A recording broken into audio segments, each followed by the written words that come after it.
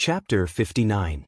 As Ning Qianxing and Tan Shilai had predicted, the battle ended in 3 minutes. Both of them had accurately estimated the time, but Tan Shilai had guessed the wrong result. The whole battlefield was silent. After the battle of life and death, the winner and loser were clear, but no one cheered or felt pain. Gu Yulan stood quietly on the top of the mountain with another mask on her face. The mask covered all her expressions, so no one could see what she was thinking. The moment Ning Qianxing's heaven-breaking rainbow sword appeared, her eyes fluctuated violently. But as the white rainbow that penetrated Tan Shilai disappeared, her eyes became indifferent again. "I lost," she said softly. Her voice was so low that it drifted with the night wind that the people around her could not hear her clearly. "He killed Tan Shilai." Su Yunzong roared and suddenly stepped forward. "Stop!" Gu Yulan's cold voice sounded with a strong sense of command. Su Yunzong paused and looked back at Gu Yulan without saying a word. "Don't get involved in things that we shouldn't get involved in." Gu Yulan looked at Su Yunzong and said calmly. Before the unconvinced Su Yunzong could speak, she turned to Lu Dongyu and said softly, "Do you understand?" She deliberately softened her voice and sounded even more coquettish. But Lu Dongyu, who had been with her and rarely spoke, felt her scalp tingle. She nodded stiffly and said nothing. In the former flames of war, the big brother Lu Dongchao died in the entrance maneuver. Now the third brother, Tan Shilai, was also killed by Ning Qianxing. She was the only woman left, alone. Some of the backbones of the organization were either seriously injured or quit. They were no longer the giants of the last generation. What would happen to the flames of war in the future? Lu Dongyu glanced at Gu Yulan's expression and her heart sank to the bottom. "What are we going to do next?" Su Yunzong asked in a low, muffled voice as he stared in the direction of Li Tianlan and Ning Qianxing. In the bar, he and Li Tianlan exchanged a punch and were sent flying on the spot. Although he was not seriously injured, he lost face. The most important thing was that he was not convinced at all. In the eyes of outsiders, Li Tianlan, who was only in the chi-controlling realm but possessed the wind and thunder veins, was naturally terrifying. However, in the eyes of Su Yunzong, Li Tianlan played a trick. His punch was naturally powerful, but he took advantage of the fact that he was faster than Su Yunzong. That was the perfect combination of strength and speed. Su Yunzong was convinced by this technique, but he didn't think he was weak. If he had been fully prepared, it might have been Li Tianlan who was sent flying. "Wait," Gu Yulan said in a simple tone. "Go and bring Tan Shilai's body here. I know you're not convinced, but there will be plenty of opportunities in the future. There's no hurry." She turned to look at the faint lights at the foot of the mountain. The battle was over. The coldness on the top of the mountain disappeared and the temperature dropped. A soft breeze blew past, making people feel very comfortable. One after another, police cars rushed over at the extreme end of their sight. The shrill sirens were faint, but it sounded very lively. "There's going to be a good show tonight," Gu Yulan murmured to herself and glanced in the direction of Li Tianlan and the others. Ning Qianxing had hung up the phone and was lying on the ground to rest. The battle with Tan Shilai might not be tragic in the eyes of the spectators, but it was extremely thrilling. Ning Qianxing defeated Tan Shilai, but he also paid a heavy price. At the very least, a serious injury was inevitable. Fortunately, Wang Yuetong had brought a lot of drugs, so he would not be left with any sequelae. But for a while, because of Ning Qianxing's injuries, they had to be careful even to move him, not to mention escape. The Wang family of Beihai was ahead of the world in the technology of gene drugs. But except for the series codenamed Youth, which was regarded as a core treasure by the Wang family, the other drugs needed time to take effect, at least half an hour. During this time, with Ning Qianxing's injuries, the slightest movement could aggravate his injuries again. Li Tianlan sat beside Ning Qianxing, smoking and waiting quietly. After Ning Qianxing's injuries were stabilized, he was completely relieved. He was actually very calm, so calm that even he himself felt surprised. Everything that happened tonight was far from triggering the general trend of hooting. Crippling Zhong Xiaofeng and killing Tan Shilai were, at best, preemptively detonating some storms that had been brewing in hooting for many days. In other words, he had taken the initiative to enter the game. He had taken the initiative to enter the general trend that could easily tear anyone, even a wealthy family, apart. Li Tianlan did not know what he could get, and he did not even know how he would end up. But he was very clear about one thing. If he stood outside the game, he would get nothing, and he would not even be able to see clearly what was going on inside the storm. He wanted an opportunity. And the opportunity was in the general trend that was about to erupt in the surging undercurrent.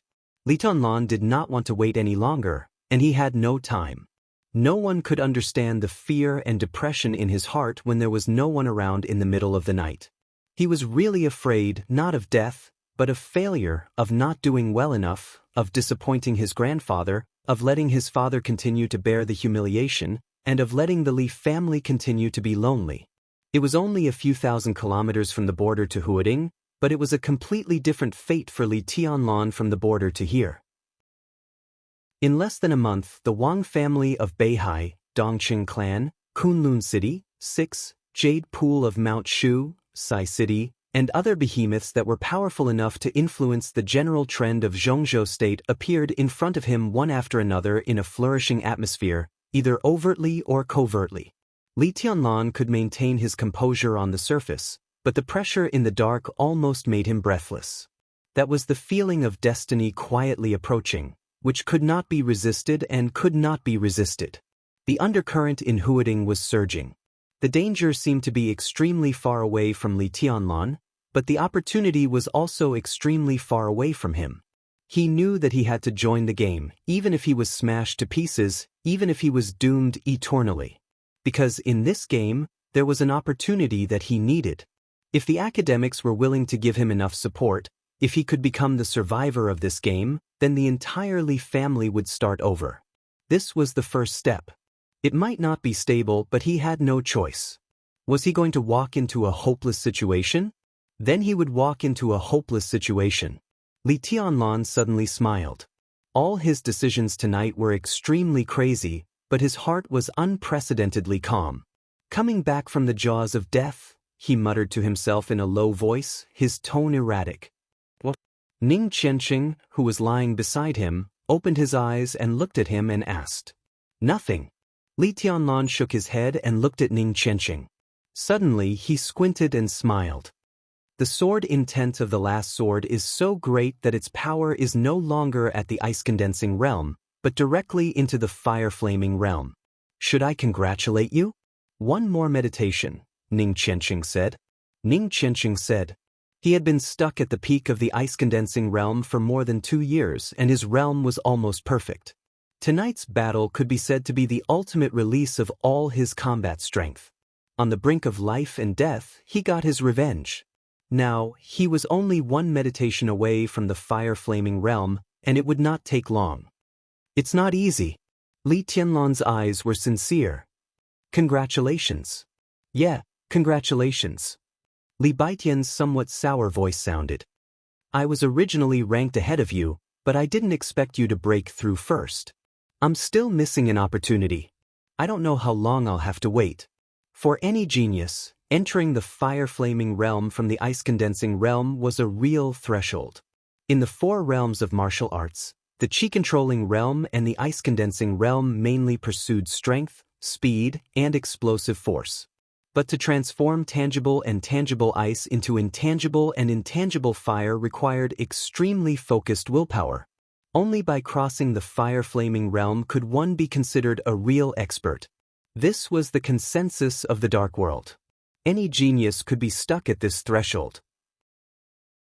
It was normal for a few months or even a few years.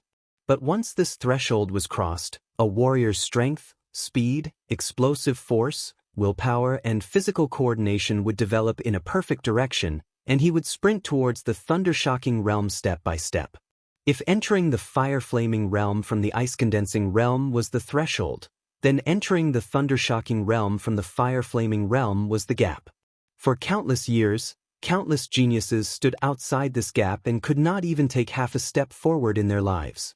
Only a few people who easily crossed this gap were called real geniuses. For these real geniuses, the thunder-shocking realm was their life's peak of martial arts.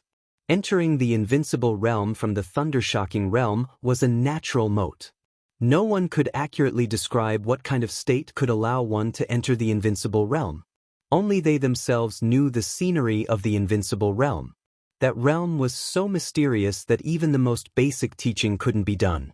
Therefore, in a general sense, although martial arts were divided into 4 realms, only the fire-flaming realm was the real beginning. After the fire-flaming realm, the scenery of ascending to heaven step by step was also the goal that all martial artists pursued tirelessly. Li Beidian was also in a state where he could break through at any time but was just a step away. Now that he saw Ning Qianqing was 1 step ahead of him, it would be a complete lie to say that he was not envious and jealous. What are you jealous of? Ning Qianqing was not polite to Li Beidian at all. He said in a weak voice, "When this is over, I will have a chance to finish my meditation. It's not too late for you to be jealous." The shrill siren came from afar and became clearer. A large number of police cars with flashing lights rushed over in a mighty manner. Everyone's expression turned solemn. "Cousin, I called my dad. He's in Yuzhou for a meeting, but he's already asked Secretary Sun to rush over.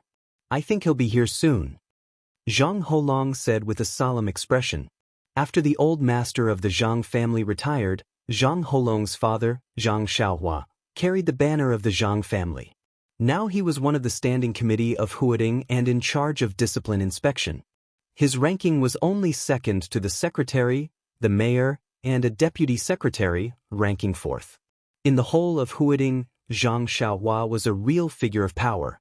What was certain was that this was not the end of his official career. Ning Qianqing glanced at him and nodded slightly. "My dad asked me to go home immediately. I guess he's going to send someone to take me back. I'm really upset tonight." Han Xinyan pursed her small mouth and looked conflicted. Tonight's matter could be big or small. Well, definitely not small. If it was big, it would not be big no matter how big it was. The Han family was a standard neutral wealthy family, and Han Donglu would not take sides easily. It was completely understandable that he asked Han Xinyan to go home. Second uncle said that it's not convenient for him to show up in this matter, but he will communicate with Uncle Yu and let them handle it according to the circumstances. Wang Yuetong's expression changed. Obviously, she also did not understand the meaning of Wang Xiaoyao's words. The Uncle Yu she mentioned was the same as Zhang Holong's father, Zhang Xiaohua. They were both capable people of the Southeast Group, but his status was 1 level higher than Zhang Xiao's. He was the current mayor of Huading, Yu Chuanguang. Wang Yuetong knew some complicated relationships in her family very well. Yu Chuanguang had a very good relationship with second uncle. In the few years since he came to Huading, he had always been low-key and pragmatic, and had a very positive reputation among the people. In the chessboard of the Southeast Group in Huading, second uncle had been playing a high-profile role in recent years. He was extremely flamboyant and cooperated with Yu Chuanguang in many ways. They could even be said to be the best partners. Now second uncle needed to keep a low profile for the time being, and Yu Chuanguang would certainly not tolerate it. This incident might be an opportunity for both the Southeast faction and Yu Chuanguang. However, because it had nothing to do with them, and Li Tianlan and second uncle were rivals in love, Wang Yuetong could not tell how second uncle would communicate with Yu Chuanguang. "If someone catches you later, hold my hand and I'll take you out first," Wang Yuetong approached Li Tianlan and whispered. Wang Yuetong approached Li Tianlan and whispered. Her bright eyes were filled with deep worry. Chapter 60. Wang Yuetong was not worried about Ning Qianqing. These police cars were obviously here because of Zhong Xiaofeng, and their target was Li Tianlan. As for Ning Qianqing killing Tan Shilai, the police must not have received the news. Moreover, Tan Shilai was a serving officer of the Eastern Theater of Operations, while Ning Qianqing belonged to the Border Praetorian Corps. It was not appropriate for the police to handle such a case, so it was most likely to be handled by the military. The base of Huading Special Operations Bureau was a few kilometers away.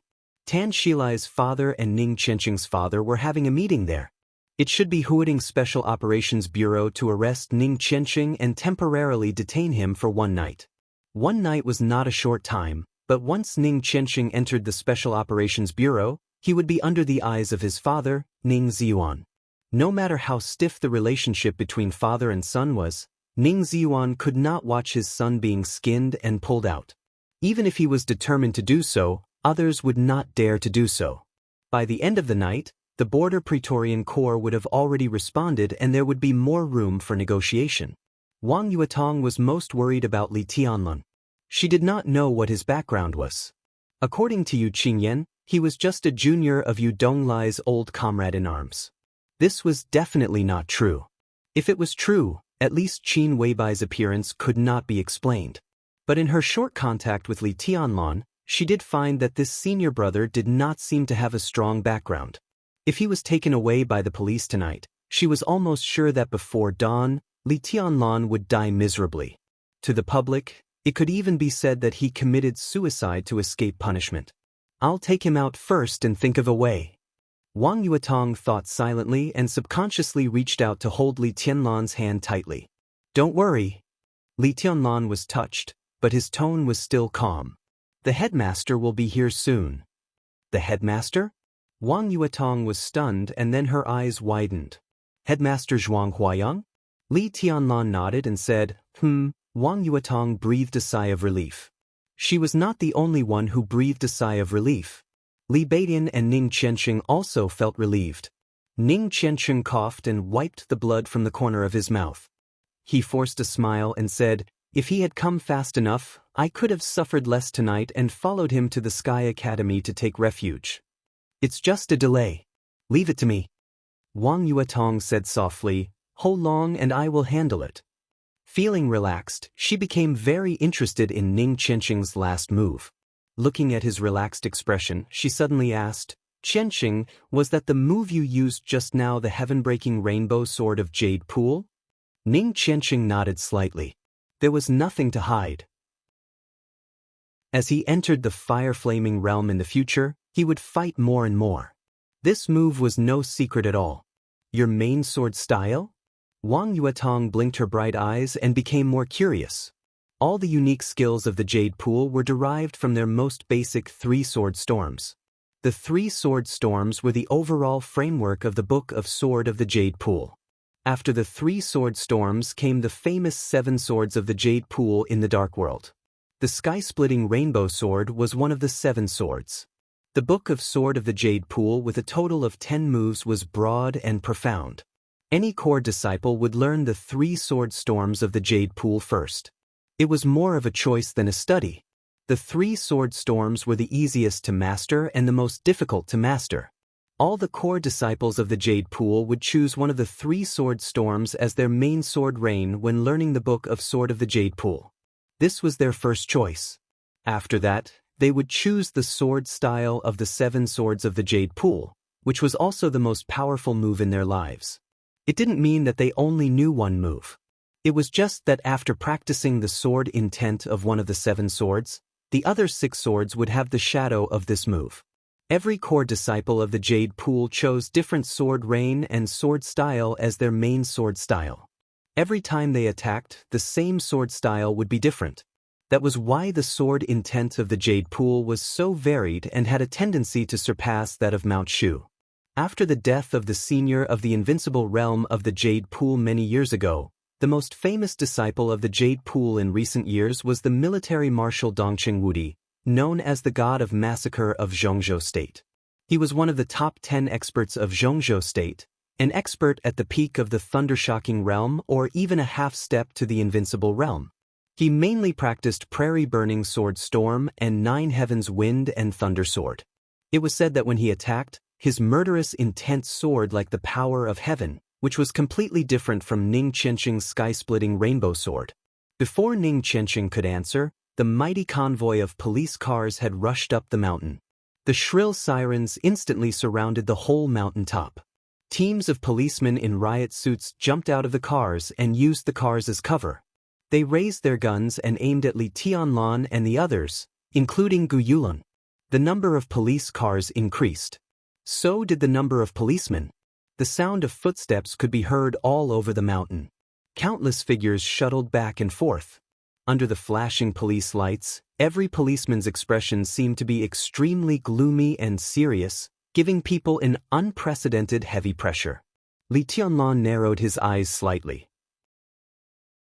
At this moment, facing so many guns, so many policemen, and feeling the seriousness and solemnity of the state apparatus, he suddenly found himself very lonely. Although he had Wang Yuetong, Ning Qianqing, Li Beiyan, Zhang Holong, and Han Xinyan by his side. But the feeling in his heart kept getting stronger and stronger and could not be suppressed. People in front, listen up. We are policemen. I am He Qingting, the deputy director of Huading Police Station. You have been surrounded. Put down your weapons and come over with your hands behind your head. Surrender is your only way out. A low and sharp voice came through the loudspeaker in the large number of police cars. Surprisingly, the voice turned out to be a female voice. The female voice was getting closer and closer. A female figure in a police uniform appeared directly in front of the policeman. Her eyes were dignified and serious. The woman was about 30 or 40 years old. She had short hair and was tall and even a little strong. She was not ugly, but combined with her strong figure, she could not be called a beauty. She could only be described as a very domineering woman. She held the loudspeaker and glanced around. When she saw Gu Yulan and the others, she directly waved at them. Then she turned to Li Tianlan and the others and said angrily, "Put your hands behind your head and squat down." No one moved, no one put their hands behind their head, and no one squatted down. Wang Yuetong, who was standing beside Li Tianlan, whispered, "Senior brother, don't underestimate this woman. She is one of the mad dogs raised by the Zhong family in Huding. She graduated from the Sky Academy and used to serve in a special warfare squadron in Yuzhou. She was transferred here by the Zhong family to be the deputy director of Huading Police Station. She has bitten many people in recent years and has a very firm stand." Li Tianlan nodded slightly. In his sight, the strong He Qingting had already strode over with 2 policemen. She didn't pull out her gun, but her steps were firm and full of courage. "Deputy Director He, isn't it inappropriate to make such a big scene to deal with us young people? Take a look for yourself. There are hundreds of police officers armed with live ammunition. Those who don't know would think that you're encircling terrorists." As He Qingting walked in, Wang Yuetong took the initiative to speak before He Qingting could speak. At this moment, she was still holding Li Tianlan's hand, but her modesty and nobility were vividly displayed. "Who are you?" He Qingting glanced at her and asked bluntly in a harsh tone. "My name is Wang Yuetong." Wang Yuetong glanced at her and said lightly, "When I have dinner with Mayor Yu another day, I will tell him the truth about Deputy Director He's action tonight and let him know the prestige of the Huading Police." "Wang Yuetong, Mayor Yu." He Qingting's expression changed as if she was a little fearful. He looked at Wang Yuetong and asked, "Did you beat Zhong Xiaofeng?" Wang Yuetong's heart moved and she was about to admit it. "It was me." Li Tianlan smiled and directly stopped Wang Yuetong's words. In any case, he could not let Wang Yuetong bear the responsibility for this matter. He dared to do this, so he was prepared to bear all the consequences. "Director, there was a murder here. The victim is..." A police officer strode over, hesitated for a moment, and then whispered the identity of the victim in He Qingting's ear. The look in He Qingting's eyes changed for a moment. She looked at Li Tianlan with pity, as if she was looking at a dead man. "Did you kill him too?" He Qingting asked. "It was me." Behind her, Ning Qianqing's weak voice sounded, "I killed him." "Very good. You're loyal." He Qingting gave a grim smile and suddenly waved her hand. "Cuff them up and take them away. Shoot anyone who dares to resist." He did not intend to ask the identity of these people, because it would be difficult to explain. Moreover, tonight he came with the order of her behind-the-scenes boss. Except for Wang Yuetong, it seemed that there was nothing worth being afraid of among the several people present. "I advise you to wait." Li Tianlan looked at He Qingting and chuckled. "Otherwise, you may not be able to bear the consequences." The wristwatch on his wrist was vibrating slightly. It was a signal from Zhuang Huayang, indicating that he was nearby and had even arrived at the scene. The transmission distance of this signal vibration was only 200 meters. As long as Zhuang Huayang came, at least nothing would happen tonight. He Qingting narrowed her eyes and suddenly spat on the ground.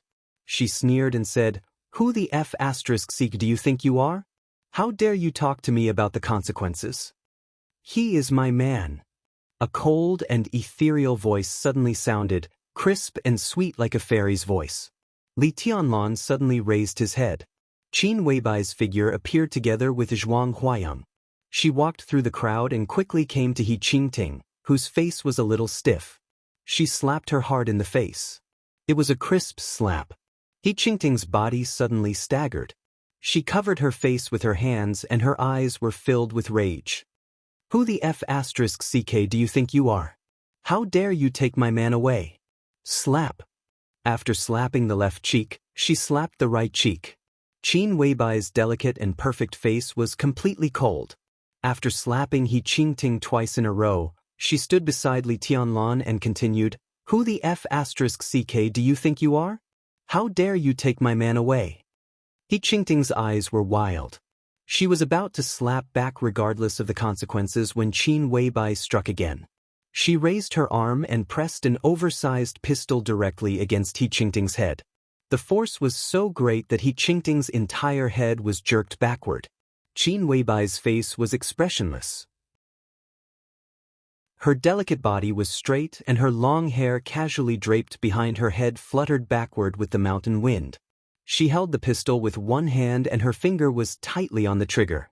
Her eyes were cold and indifferent, and her whole person was filled with an indescribable strength and dominance. Like a goddess.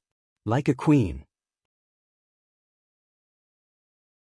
Chapter 61.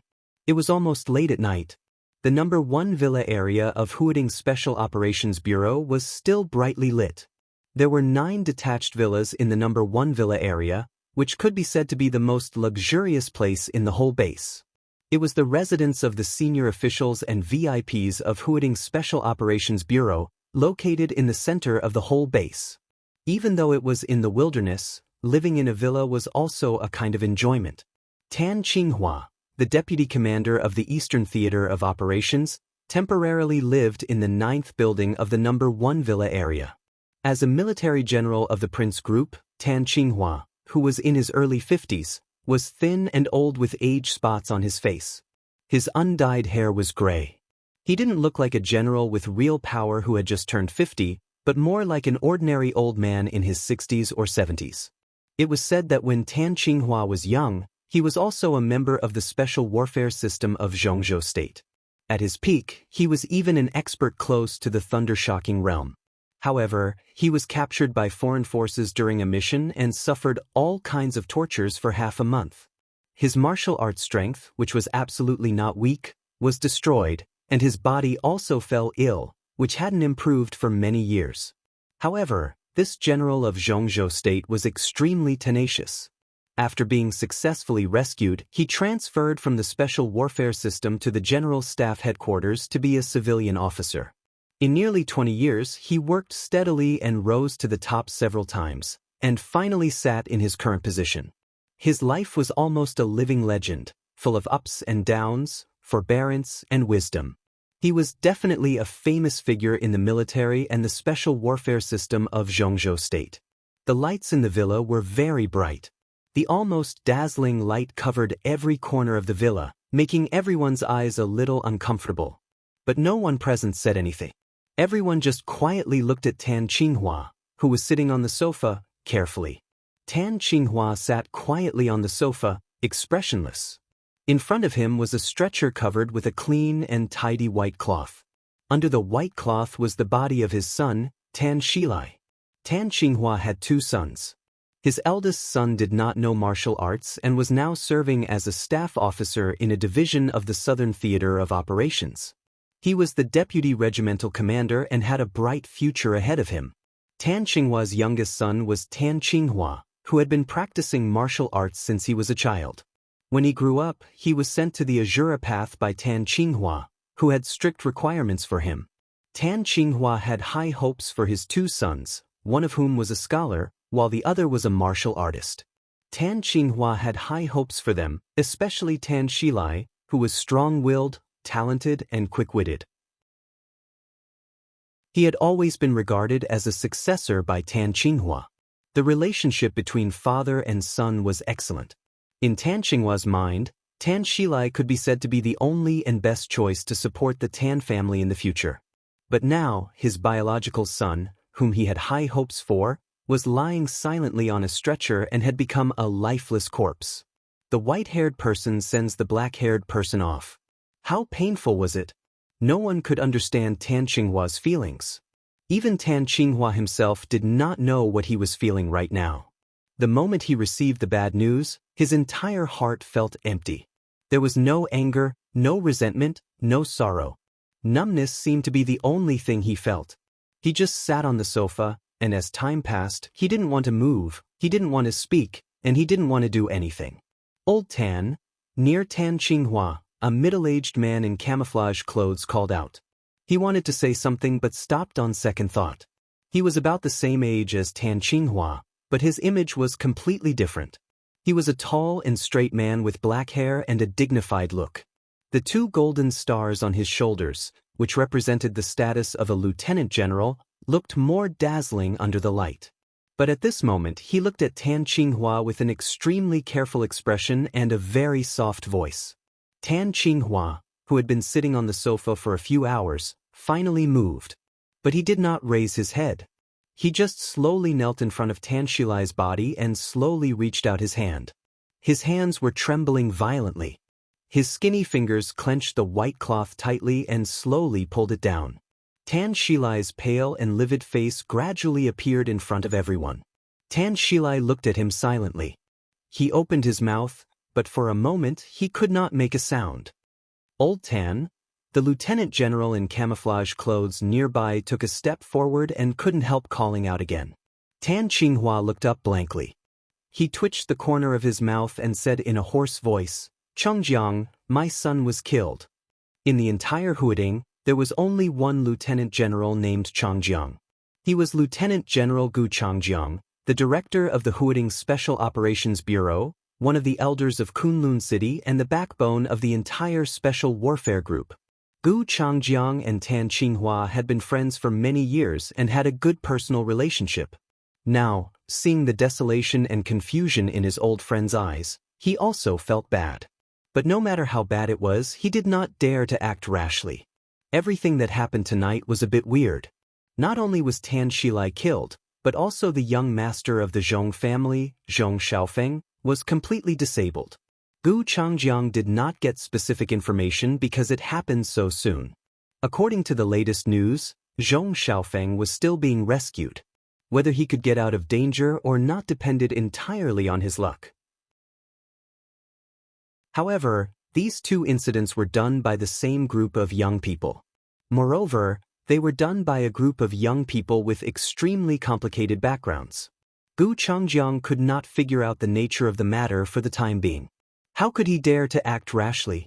He had a good personal relationship with Tan Shilai, but it was just a personal relationship after all. Their positions were not exactly the same. The Prince Group and the Special Warfare Group had been advancing and retreating together in recent years. They were the closest allies, but allies were completely different from their own people. The difference between them was neither big nor small. Take what happened tonight as an example. If Gu Chengjiang insisted on standing up for Tan Shilai now, it meant that the Special Warfare Group had intervened in this matter before the Prince Group made a clear response. In this way, not to mention the reaction of the Special Warfare Group, even the Prince Group would not appreciate it. Before getting the approval from the top, the only thing Gu Chengjiang could do was to say a word of condolence to Tan Qinghua. "Don't be too sad." Gu Chengjiang hesitated for a moment and walked to Tan Qinghua. He patted him on the shoulder and said in a low voice, "Shilai doesn't want to see you like this either." "He can't see it." Tan Qinghua said in a dull tone, "He's gone." "How can he see it?" Gu Chengjiang wanted to say something but stopped on second thought. Tan Qinghua did not look at him. He gently stroked his son's cold face and said with a soft look in his eyes, "We had lunch together at noon. Who would have thought that things would suddenly turn out like this at night? You're very talented and smart since you were young. You're much better than your brother. Originally, I was counting on you to take over my position, but I didn't expect you to leave without saying a word. You're really ruthless. I've always told you about a sense of responsibility and a man's responsibility, but you've turned a deaf ear to it. I've noticed your bad habit of holding a grudge a long time ago, but I didn't take it seriously. It's not a bad thing to hold a grudge. If someone dares to do us wrong, we must pay them back. But you are so stupid. You want to take revenge when you don't have the strength. In the end, you have to ask me to take revenge for you. What the hell is this?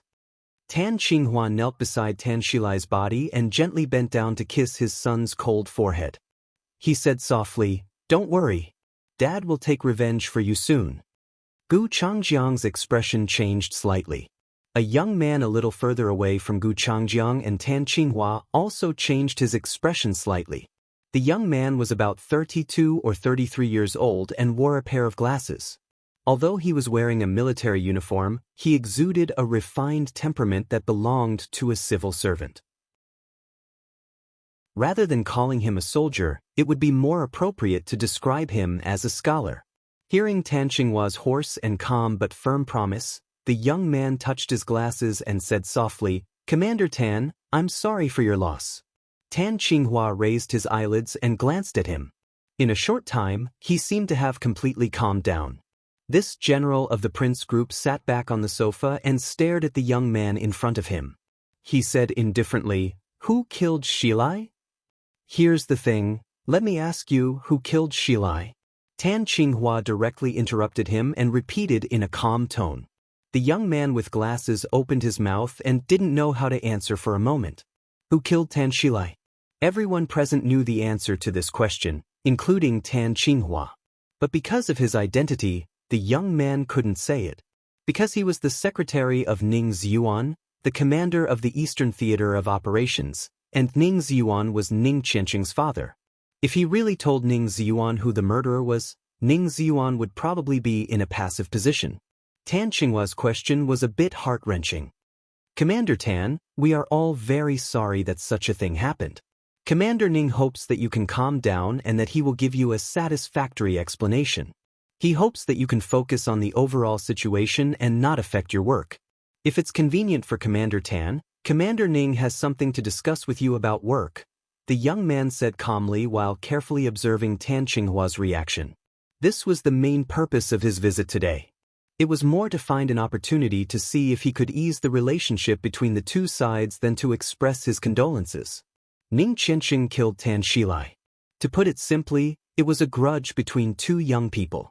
To put it simply, it was a grudge between two powerful figures in the Eastern Theater of Operations.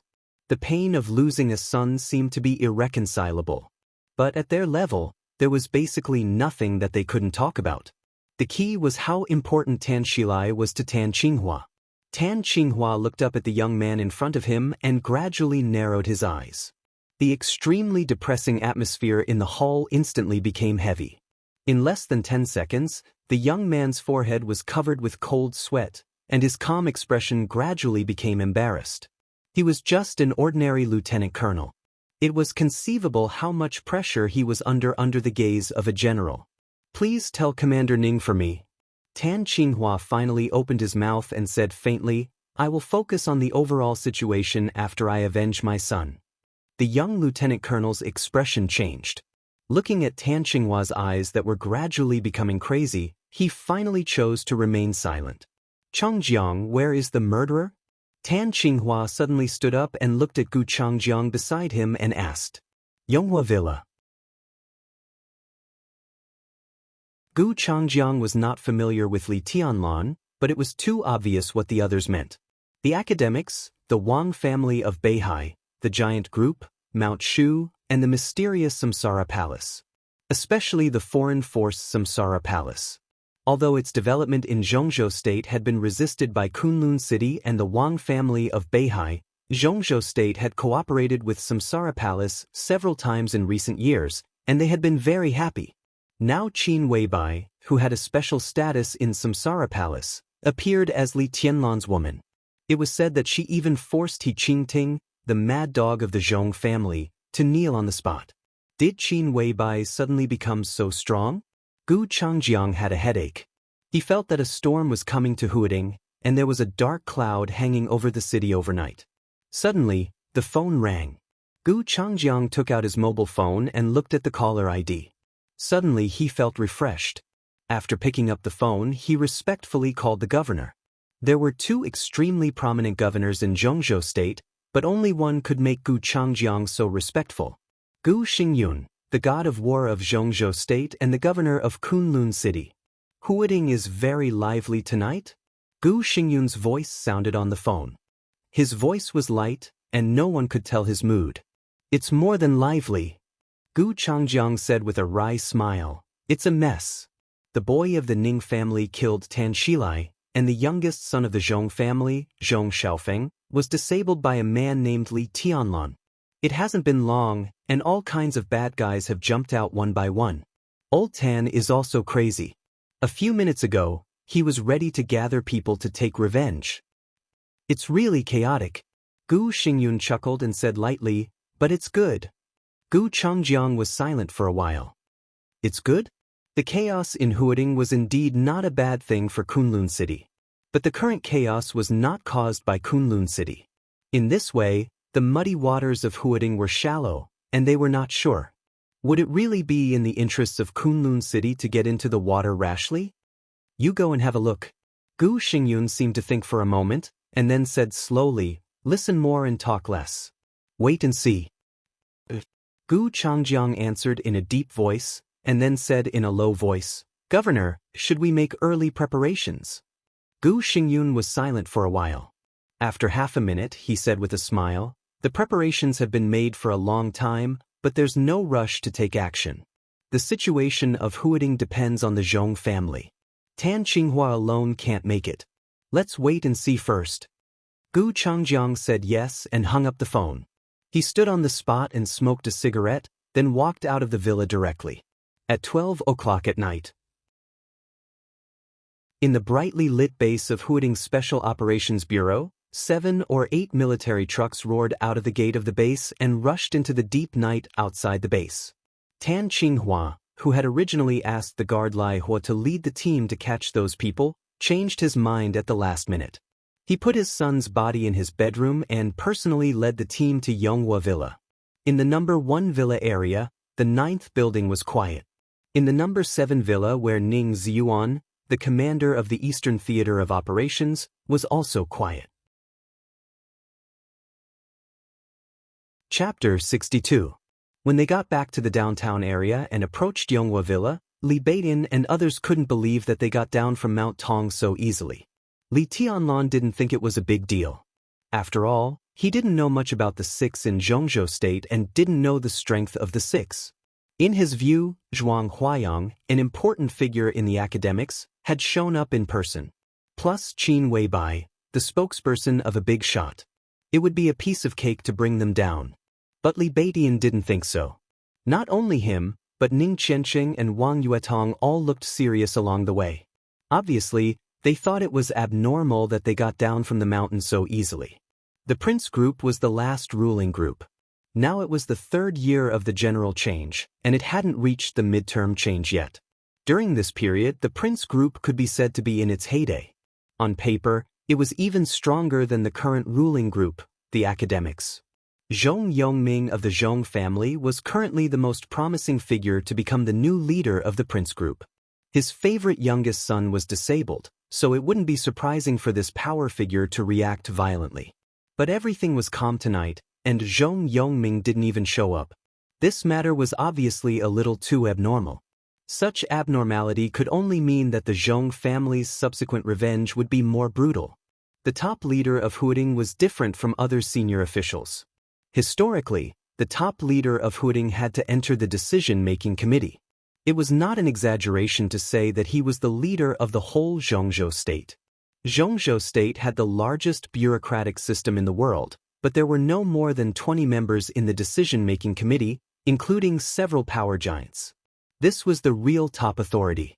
If such a person insisted on retaliating against someone, there would be no place for him in Zhongzhou State, not to mention Huading. The Zhong family's unusual calm tonight didn't mean safety, but a more dangerous follow-up. What are you thinking about? The atmosphere doesn't feel right. Zhuang Huayang sat in the car and felt the solemn atmosphere in the car. He suddenly smiled and said in a relaxed tone. They were now sitting in the car heading for Yonghua Villa. Except for Han Xinyan and Zhang Holong, everyone else was there. The car was extended, more than 6 meters long, and the seats were arranged vertically facing each other. The space was very large, and it was not a problem to seat a few more people. After taking Li Tianlan and others down from Mount Tong, Zhuang Huayang's original intention was to take these excellent freshmen back to the Sky Academy. Everything that happened tonight was a big trouble anywhere. Only the Sky Academy was safe. Zhuang Huayang was one of the top 10 contemporary experts in Zhongzhou State, and he was also the headmaster of the Sky Academy. It was not easy for Zhong Yongming or Tan Qinghua to take revenge easily. At most, they could only instigate some students to take revenge. With the strength of Li Tianlan and others, Zhuang Huayang did not have to worry too much. However, Qin Weibai didn't want Li Tianlan to go back so early. Zhuang Huayang had lived for so long, so he could see that the young couple was in love now. It was reasonable that they didn't want to separate. So after a little hesitation, he accepted Qin Weibai's suggestion and came to Yonghua Villa. Qin Weibai was backed by the Samsara Palace. The Wang family of Beihai and Kunlun City could be said to be vigilant against this mysterious foreign force. Even the government of Zhongzhou State did not welcome their development in the country. But in the past few years, the Samsara Palace did solve some things that were difficult for Zhongzhou State to do. No matter which group it was, they had to show some respect to the Samsara Palace. Even if the Zhong family and the Tan family went crazy for revenge, there were still 2 or 3 supermasters following Qin Weibai from the Samsara Palace. If they really fought, Qin Weibai would not be at a disadvantage. This was probably why she had the confidence to keep Li Tianlan and the others. But Zhuang Huayang was still a little worried, so he got in the car with them. He couldn't be blamed for being cautious. The chips Li Tianlan threw out were too lethal. When he was on the phone with the bureau chief, he threw out the chips Li Tianlan gave. The bureau chief, who had always been calm, sounded as if he didn't know who Zhong Yongming was at all. He ordered Zhuang Huayang to protect Li Tianlan and almost sent his guards over. Zhuang Huayang naturally knew why. A 17-year-old thunder-shocking realm expert represented too many things. Under normal circumstances, no matter how talented a person was, it was impossible for him to reach the thunder-shocking realm at the age of 17. It wasn't because he didn't have enough talent, but because the physical strength of a 17-year-old couldn't accommodate the power of the thunder-shocking realm. Martial artists had high or low talent, but their physical strength was almost the same. At least, before the human bones and muscles were completely formed, that was, before the age of 20, no one could bear the powerful power of the thunder-shocking realm. Before adulthood, even if one had the talent to enter the thunder-shocking realm, once he entered the thunder-shocking realm, the extreme power would instantly destroy the relatively tender bones and muscles of the martial artist, unless the physical strength of the martial artist had reached the requirement of the power of the thunder-shocking realm. According to some confidential information of Zhongzhou State, in the past 100 years, the earliest martial artist to reach the thunder-shocking realm was 23 years old, which was after the muscles and bones were completely formed. Coincidentally, the person who kept this record was also from Zhuanyuantai of Kunlun.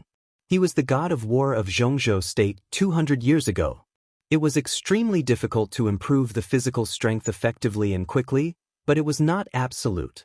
At least when Zhuang Huayang was young, he once heard from a big shot who had passed away that there was a legendary essence of martial arts in the map of God of War inherited from Zhuanyuantai of Kunlun, which could improve the physical strength relatively quickly. No one had seen the true face of that essence, but it was said that it was the essence that several gods of war of Zhongzhou State from Zhuanyuantai of Kunlun commented with a wry smile as the strongest and most useless essence. That essence was called the Invincible Manual. Zhuang Huayang did not know what was so useless about the Invincible Manual, but he knew what the word strongest meant in Zhuanyuantai of Kunlun. Li Tianlan, who practiced the Invincible Manual, entered the thunder-shocking realm at the age of 17, which was enough to explain the problem. Once such a person entered the invincible realm in the future, and he even had the wind and thunder veins, what would happen? Protect Li Tianlan to the death. When saying this, the chief did not hesitate at all. This was almost the consensus of the whole academics. So feeling the atmosphere in the car at this time, Zhuang Huayang smiled again and said, "Don't worry, it's okay." His eyes glanced around and finally stopped on Li Tianlan and Qin Weibai. It was a very spacious car, but Qin Weibai was half leaning in Li Tianlan's arms. The two were very close to each other, and they seemed to be whispering. Zhuang Huayang felt helpless. Looking at the two little lovers, they were not worried at all. It seemed that only Li Baidian and the others were worried. "Headmaster, the reaction of the Zhong family tonight is too abnormal. Something is not right." Ning Qianxing leaned on the seat and coughed. He did not know what the powder Li Tianlan poured into his mouth was, but how could it be ordinary if it was carried by the little princess of the Wang family? So now, Ning Qianxing's injury had stabilized. Although there was still a long way to go before he could fully recover, at least he could move slowly. "I think so too." Wang Yuetong frowned and said, "Zhong Xiaofeng is very important in the Zhong family. Among Zhong Yongming's 3 children, the eldest one is dedicated to business. Although his daughter has entered the officialdom, she is still a daughter. Zhong Yongming has always regarded Zhong Xiaofeng as the political successor of the Zhong family. But now such a big thing has happened, and Zhong Yongming can be so calm. He doesn't show up himself, and even his secretary doesn't show up. This is too strange. Today is the 30th, right?" Qin Weibai, who was leaning in Li Tianlan's arms, suddenly said in a somewhat lazy tone. Wang Yuetong was stunned. She seemed to understand something, but she did not speak. She just pursed her lips and turned her head. "The 30th?" Li Baidian and Ning Qianxing were stunned at the same time. Then they nodded and said, "It's the end of the month." No wonder. For most people, the end of the month was not unusual. But for the top officials, if there were no particularly important foreign affairs or other arrangements, Zhongzhou State would hold a plenary meeting of the decision-making committee at the end of each month and at the beginning of each month. As a member of the decision-making committee of Zhongzhou State, Zhong Yongming would definitely go to Yuzhou for the meeting if there were no other important matters. That was to say, Zhong Yongming was not in Huading at all these days. What a coincidence! Li Baidian was silent for a while and said with a smile, "Then we are safe, aren't we? Zhong Yongming will come back in 2 or 3 days. What can he do to us when we enter the Sky Academy? It's not fun to be a coward. We can't hide in the Sky Academy forever, can we?" Li Tianlan, who had been paying attention to Qin Weibai, suddenly opened his mouth. He was talking to Li Baidian, but his eyes inadvertently glanced at Zhuang Huayang. Zhuang Huayang was calm and silent. He understood what Li Tianlan meant, but it was not convenient for him to express his position. The academic's influence on Huading was relatively weak. Even if he wanted to do something, he could not do anything. Now his bottom line was to protect Li Tianlan. As for what to do next, it depended on the development of the situation. If there was a chance, the academics would not be polite. "It's not the right time to talk about this," Qin Weibai suddenly said with a soft and calm expression. "The trouble has just begun. The Zhong family's revenge will come sooner or later, and we can't avoid it. But because Zhong Yongming is not in Huading now, we can let him calm down during this period. As long as Zhong Xiaofeng is not dead, there is room for negotiation. At least there is some hope for a superficial reconciliation. Before Zhong Yongming comes back, we should guard against Tan Qinghua." Tan Qinghua. Li Tianlan raised his eyebrows and repeated the name. Indeed, now it seemed that Tan Qinghua's possible reaction was the key. Although Zhuang Huayang did not say it at Mount Tong, Li Tianlan could see that he was a little nervous. Later, he asked him and found out that Zhuang Huayang was also worried about Tan Qinghua's reaction. Compared with Zhong Xiaofeng's status in the Zhong family, Tan Shilai's status in the Tan family was higher. It was said that Tan Qinghua had high hopes for him, but he was killed by Ning Qianxing tonight. Who knew what the military hardliners would do? It was said that 2,000 elites of the Eastern Theater of Operations were now in Huading, preparing for the maneuver with the Special Operations Bureau in Huading in a few days. If Tan Qinghua insisted on revenge, he could surround Mount Tong with his men, and even Zhuang Huayang would find it difficult to deal with him. Li Tianlan lit a cigarette and thought about it. How will Tan Qinghua react?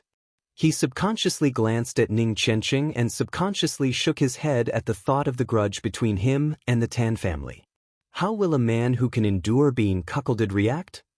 Will Zhong Yongming and Tan Qinghua reach a tacit understanding? Li Tianlan suddenly asked. Tonight's events were two things, but there was nothing wrong with linking them together. Zhong Yongming was now in Yuzhou for a meeting, but Tan Qinghua was in Huading. For them, the murderers were all in the same gang. If the two reached a tacit understanding, it could almost represent the military and political sides of Huading to a certain extent.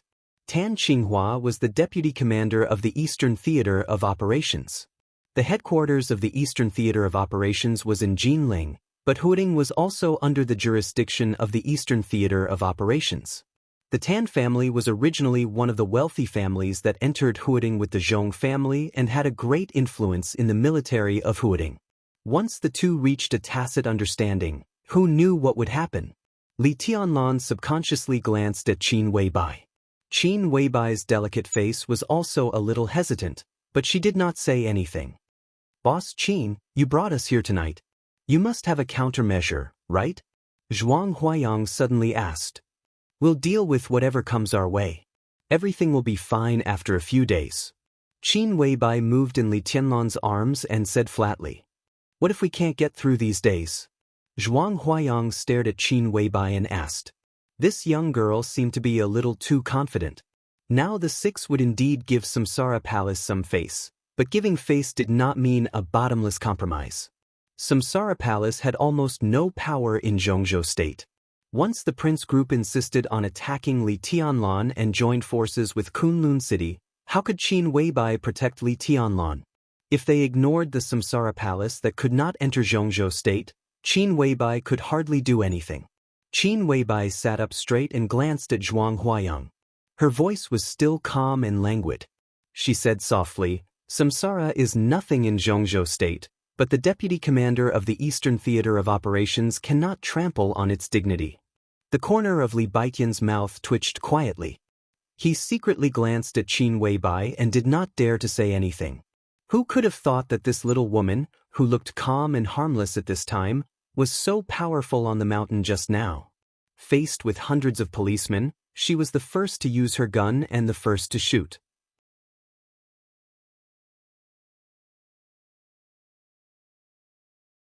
Chapter 63. The limousine drove into the Yonghua Villa district and finally stopped at the gate of Qin Weibai's detached villa. They got out of the car one by one. When they walked into the villa, Qin Weibai looked back at Li Baidian and Ning Qianqing, and then at Wang Yuetong with a playful look. She said softly, the guest rooms on the second floor are ready. You can choose any room you like. She looked at Zhuang Huayang again and continued, Headmaster, if you don't mind, how about spending the night here? I'm fine with you. Zhuang Huayang nodded with a smile and looked at Li Tianlan. This guy was the treasure of the academics now, and he was really worried about leaving him here. Then I'll go to rest with Tianlan. Qin Weibai glanced at Wang Yuetong intentionally or unintentionally, and then reached out to hold Li Tianlan's arm with a smile that seemed to melt people's hearts. Wang Yuetong bit her lip and said nothing. Li Baidian whistled and let out a strange laugh. It was a meaningful one. Laugh your ass. Li Tianlan scolded with a smile. He felt uncomfortable under Wang Yuetong's gaze and went upstairs with Qin Weibai. Your friends are quite interesting. Qin Weibai took Li Tianlan's arm and walked up the stairs. She chuckled and said, Ning Qianqing and Li Taishu, these two people can at least reach the peak of the thunder-shocking realm in the future. They are the real right-hand men. Who knows what will happen in the future? Li Tianlan smiled and suddenly asked, Why did you go to Mount Tong tonight? I got the news and rushed there. I happened to meet Zhuang Huayang on the way, so we went up the mountain together. Li Tianlan didn't ask how she got the news. He just reached out and touched her head. Qin Weibai seemed a little dissatisfied. She held Li Tianlan's hand and said, What? Do you think I'm a child? I'm older than you. You have to call me sister, okay? They had done the most intimate thing. In front of Qin Weibai, Li Tianlan really had nothing to hide. He kissed Qin Weibai's face hard and said with a low smile, Why didn't you let me call you sister when you called me husband last night? Don't say it. Qin Weibai's face was rosy, and her beauty was dazzling. She pushed Li Tianlan to the chair next to her.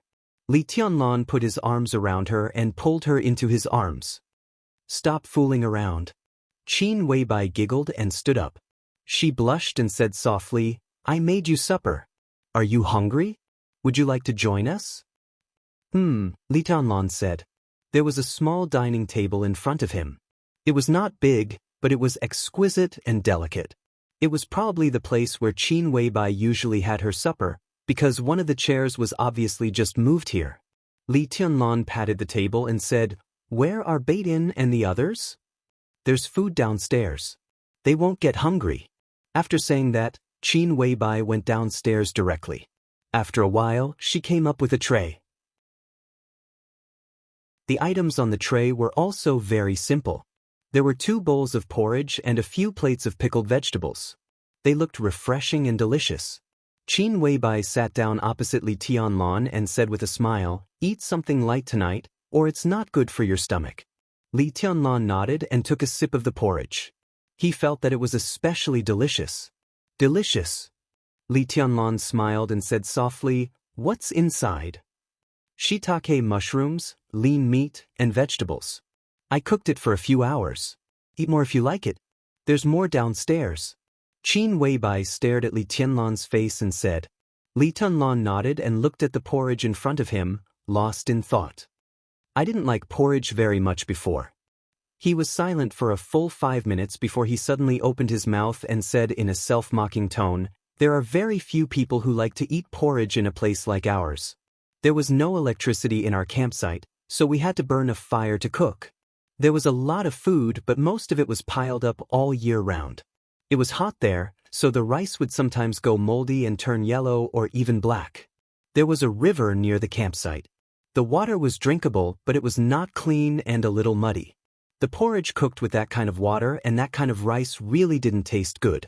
But it could keep people from getting hungry, so I had to make do with it. I'm not afraid that you'll laugh at me.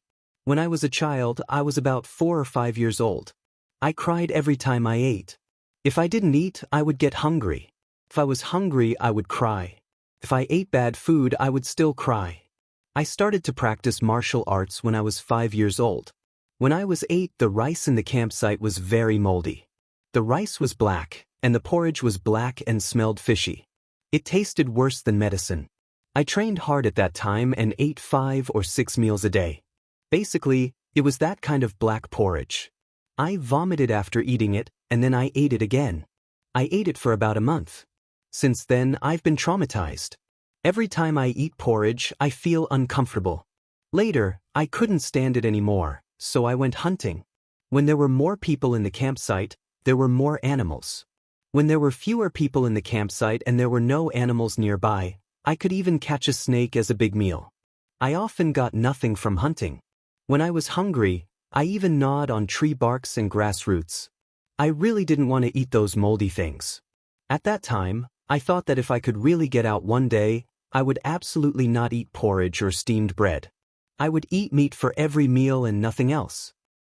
When I came to Huading, the first meal I had was with you and Senior You. It was the most comfortable meal I've ever had. Later, I ate the porridge you cooked. It smelled so good, so damn good. I fell in love with it the first time I had it. Even now, every time I eat, I'm very surprised. So now I can't even adapt to eating, let alone adapt to Zhongzhou state. Every time I look at these food, it's like a dream. Li Tianlan's voice gradually became lower. Finally, he looked at the bowl of porridge in front of him and murmured, How many years has it been since Grandpa and those veterans tasted such a bowl of porridge? Qin Weibai reached out and grabbed Li Tianlan's hand. Her eyes became softer and softer. She said softly, Do you miss them? Yes, even in my dreams. I can't wait to bring them to Huading now. I want them to see the prosperity now, and I want Grandpa to see you, his granddaughter-in-law. Li Tianlan smiled. Qin Weibai blinked and deliberately diverted Li Tianlan's attention. She said with a smile, Granddaughter-in-law? I'm not the granddaughter-in-law in your grandpa's heart. In any case, I won't let him be satisfied. Li Tianlan was stunned. His originally gloomy mood also became confused. What do you mean? Qin Weibai deliberately guided Li Tianlan's mood. She sat opposite him and said with a smile, "Do you know why I don't let you go back to the Sky Academy with Zhuang Huayang? I just want to give some people a chance. Since you entered the school, you've performed so well. Some people have been waiting for so many years. I guess they can't sit still anymore." Li Tianlan was still at a loss. Qin Weibai gently glared at Li Tianlan and said in a soft tone, "Didn't your grandpa tell you? You have an engagement. Have you forgotten? The person you will marry in the future is her." When she said this, Qin Weibai's expression was calm and gentle, but her eyes were a little complicated. Li Tianlan's heart trembled slightly. He subconsciously shook his head and said in a firm tone, "I only want you. Marry me?" Qin Weibai blinked her eyes and smiled sweetly. "Marry you?" Li Tianlan said resolutely and without any hesitation, "The engagement can't stop me. Grandpa can't stop me. No one can." Qin Weibai looked at Li Tianlan in a daze and did not speak for a long time. Li Tianlan's face seemed to be a little hot, but he hesitated and said, "In my heart, only you are the most perfect." Clatter. Qin Weibai suddenly reached out and directly swept all the things on the table in front of her under the table. The porridge and pickles fell on the ground in a mess. She stood up and put her hands on the table. She lifted her long and straight legs one by one. Under Li Tianlan's somewhat dull gaze, she climbed directly onto the table and climbed toward him. Li Tianlan swallowed hard. Qin Weibai's face was red. She was obviously a little shy to do this kind of thing for the first time, but she did not have the slightest intention to stop. She climbed over the table and sat directly in Li Tianlan's arms, her eyes like silk. At this moment, Qin Weibai could be said to be extremely charming, wild, and sexy. Li Tianlan breathed quickly and held Qin Weibai's body tightly. The hot blood rushed and washed away his reason, making him almost completely crazy. Chapter 64. Stepping into the corridor on the second floor, Li Beidian began to sigh as soon as he entered the room. His long and short sighs looked really miserable. Ning Qianxing was seriously injured, but if he didn't fight, he could move slowly. He followed Li Beidian in, frowned slightly, and said, "What the hell are you screaming for?" F***CKU. This is called melancholy. Melancholy, do you understand? Li Beidian rolled his eyes. Looking at the large and soft bed in the room, he sighed again and shook his head.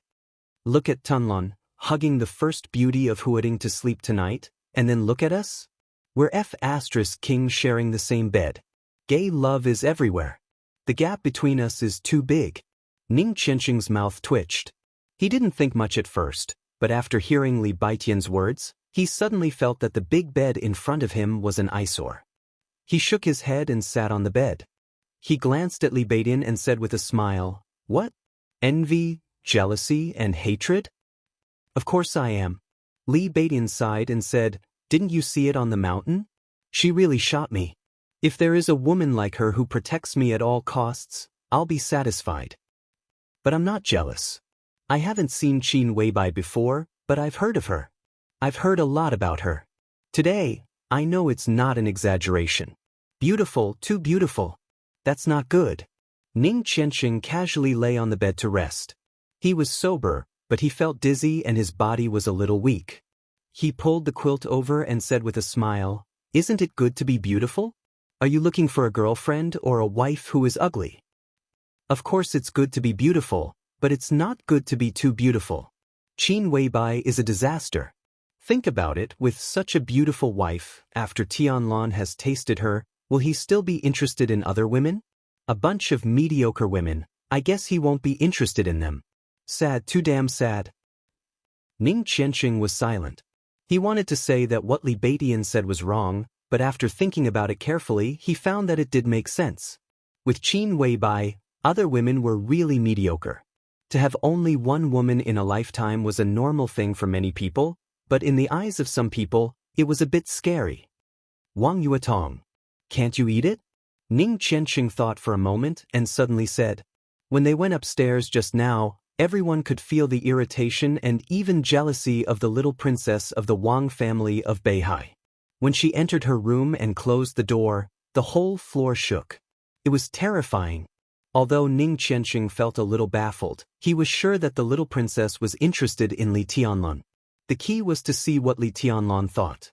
In terms of charm, Qin Weibai might be unparalleled in the world, but even in front of Qin Weibai, Wang Yuetong was a real delicacy that could be devoured. Isn't this too scary? It's not a question of whether I can do it or not. It's a question of whether I dare to do it. If I really do it, the Wang family of Beihai will tear Tianlun apart. Li Beidian was speechless. This is too crazy. Crazy, your sister. Ning Qianxing kicked him. Stop gossiping and go to sleep. Li Beidian grunted but did not take off his clothes. He directly lay down on the bed. Ning Qianxing closed his eyes and planned to meditate. After tonight's battle, the fire-flaming realm was close at hand. If he could enter the state of meditation, he could successfully break through in half an hour at most. However, after trying for a long time, he still could not calm down. Ning Qianxing was not in a hurry. He closed his eyes and rested. Just as his consciousness was about to fade, Li Beidian suddenly stood up and said, "I'm really not used to sleeping in the same bed with a man. You sleep, I'll go downstairs for a walk." He laughed and said, "Didn't Qin Weibai ask the driver's sister to wait downstairs? I'll go talk to her about my life ideals." Ning Qianxing, who was about to fall asleep, sneered and said, "Didn't you hear what Qin Weibai called her? That's Horsewoman, one of the 12 super masters of samsara. If you want to die, go ahead." "Do you think I'm scared?" Li Beidian chuckled and walked out. Woo, an ear-piercing siren suddenly sounded, cutting through the deep night outside the window. Li Beidian, who had not left the room, and Ning Qianxing, who was on the bed, were stunned at the same time. Before the two could speak, the shrill and piercing siren suddenly sounded. For a moment, it seemed that the siren was echoing in every corner of the entire Yonghua villa. Li Beidian and Ning Qianxing rushed to the window one after another and looked out. Outside the window, the police lights were flashing. Teams of policemen gathered in front of the villa and then quickly dispersed. In the blink of an eye, the entire villa was surrounded. Countless policemen with shields were at the forefront. At first glance, the front of the villa seemed to have become a sea of shields and helmets. "How many people are there?" Li Beidian subconsciously muttered to himself. Ning Qianxing did not speak. His gaze passed over the policemen in front of the villa and fell directly on the 7 or 8 military trucks behind the large group of policemen. The 7 or 8 military trucks stopped behind the large group of policemen. The doors opened, and teams of heavily armed soldiers jumped out of the trucks. Under the leadership of an aging middle-aged man, they went straight to the front door of the villa.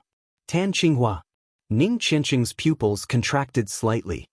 His chest rose and fell as he breathed deeply. The policemen tacitly made way for the soldiers to pass. A middle-aged man with the title of Deputy Chief Police quickly walked to Tan Qinghua and saluted. Ning Qianxing, who saw this scene, narrowed his eyes and did not speak. "I'll go down and have a look." Li Beidian suddenly spoke with a serious expression. Ning Qianxing subconsciously looked at his watch and then said, "Let's go down together. What will come can't be avoided." The two looked at each other and walked out of the door together. They had thought that after leaving Mount Tong, both the Zhong family and the Tan family would calm down. At least there would be no trouble tonight. But they did not expect that they would act so quickly. What was going on outside? The police, armed police, special police, and the army appeared together, which also meant that the Zhong family and the Tan family had officially joined hands. In terms of time, the two sides had even reached an agreement at the first moment. Otherwise, it would not have been so fast. Outside the villa, the siren had quieted down. Tan Qinghua, who had come to avenge his son in a military uniform, shook hands with the deputy chief police in front of him and said in a hoarse voice, "Director He, are you sure this is the place?" "Yes, the murderers who injured Zhong Xiaofeng and killed Tan Shilai are all here. Should we arrange someone to call them?" The deputy chief police let go of Tan Qinghua's hand. His tone was neither humble nor arrogant, but his eyes were extremely cold. "Don't bother. Just arrest them." Tan Shilai's expression was dull, but he was still polite to the deputy chief police in front of him. He said gently, "Director He, thank you for your hard work. We need your people to cooperate with us later." He Ping. He was one of the 11 standing committees of Huading, the director of the Ministry of Politics and Law and the director of the Huading Police Station, a capable general of the Prince Group, and one of Zhong Yongming's right-hand men in Huading. He was the boss of Huading's political and legal system and Tan Qinghua, the deputy commander of the Eastern Theater of Operations. The two core figures of the Prince Group were working together. Such a scale was enough to show how determined the Zhong family and the Tan family were at this time. They obviously did not intend to care about the reputation of the Samsara Palace. "My people will act with the comrades in the Eastern Theater of Operations. Secretary Zhong has instructed me to cooperate fully." He Ping nodded and said calmly. In fact, this senior official at the level of deputy governor was also very annoyed. He Qingting, the deputy director of the Huading police station, was a mad dog raised by the Zhong family and also a confidant of He Ping. But in Mount Tong, she was forced to kneel by Qin Weibai. A dignified deputy director of the bureau knelt down. Not to mention the policeman present at that time, even he, the director of the Ministry of Politics and Law, felt ashamed. No matter how strong the Samsara Palace is, it is outside the country. This is Zhongzhou State. When you are respected, you are the distinguished guests of Zhongzhou State. When you are not respected, you are nothing. No matter how strong the palace master of the Samsara Palace is, she has not dared to enter Zhongzhou State for many years. Now there are 4 invincible realm experts in Zhongzhou State. How can the palace master of the Samsara Palace defeat them?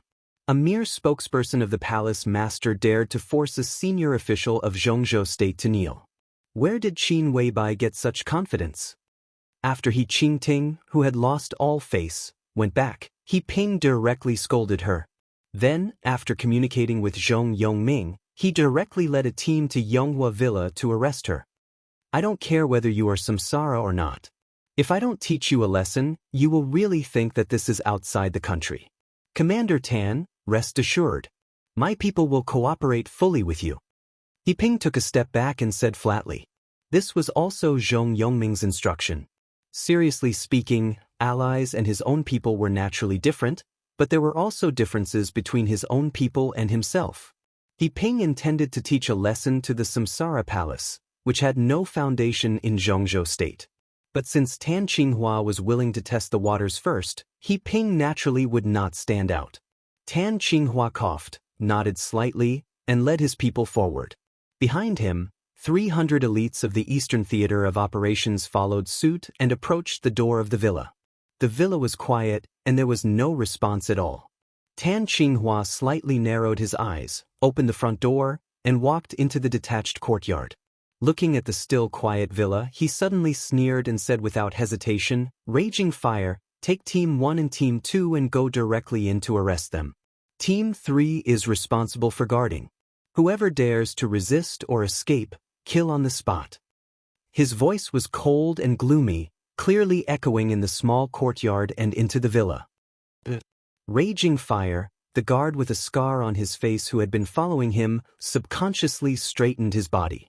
Behind him, 300 elites of the Eastern Theater of Operations pulled the bolts at the same time, and the crisp sound of metal hitting each other was uniform.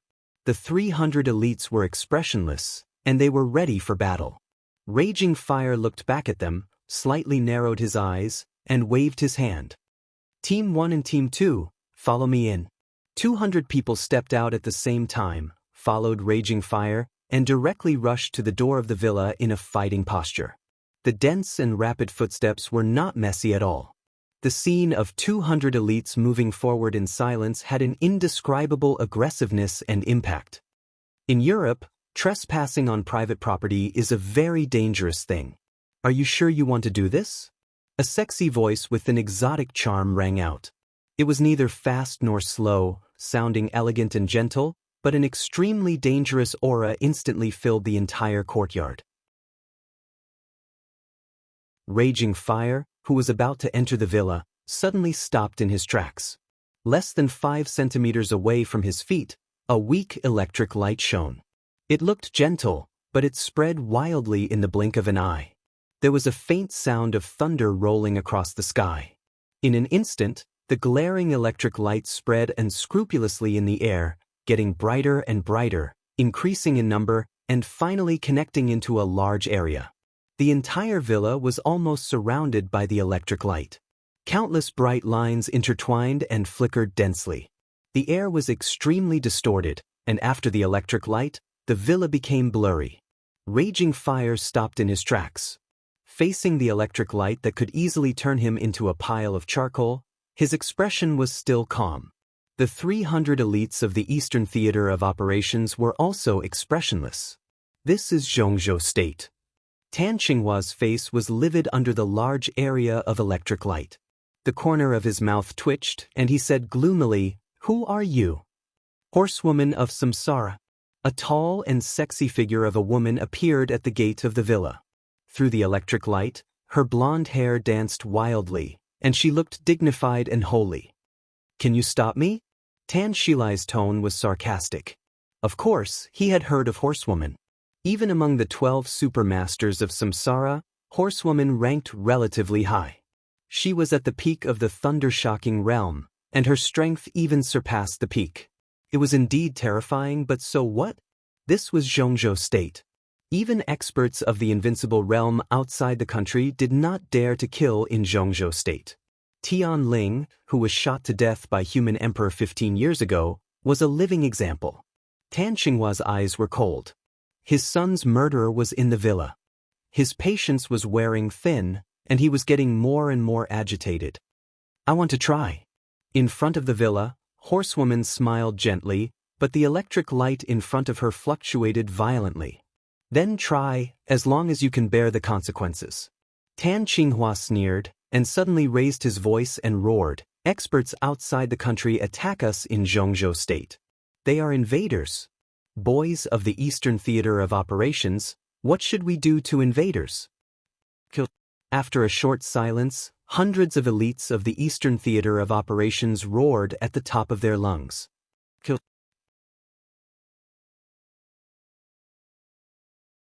Chapter 65. This was the only thought in Tan Qinghua's mind. The cooperation between Samsara Palace and Xianxia State in recent years was indeed pleasant, and they had established a relatively good friendship. However, there were too many variables in the friendship between a big country and a big force. Not to mention anything else, Xianxia State had never welcomed Samsara Palace to enter its territory to develop its own force, which was enough to show the subtle relationship between the two. As the spokesperson of the master of Samsara Palace, Qin Weibai was in Huiding, so Xianxia State could turn a blind eye. After all, when Xianxia State needed Samsara to contribute to something, it was the most convenient thing to contact Qin Weibai. Since Horsewoman, Flaming Fire, and the other supermasters of Samsara were in Huiding, Xianxia State could also turn a blind eye. But if the supermasters of Samsara attacked the soldiers of Xianxia State, it would be a taboo. If foreign experts attacked the army of Xianxia State, they were enemies and invaders. If Horsewoman really dared to attack the soldiers of the Eastern Theater of Operations, then the entire Xianxia State would become her enemy. None of the 6 could protect her, nor would they dare to. Protecting her was tantamount to treason. At that time, not only her, but also Flaming Fire, and even Qin Weibai would be uprooted. There was no second possibility. Tan Qinghua was well aware of the consequences, and he believed that Horsewoman also knew. Therefore, although the lightning in front of him was gorgeous, in his eyes, Horsewoman was completely bluffing. Tan Qinghua's eyes were cold.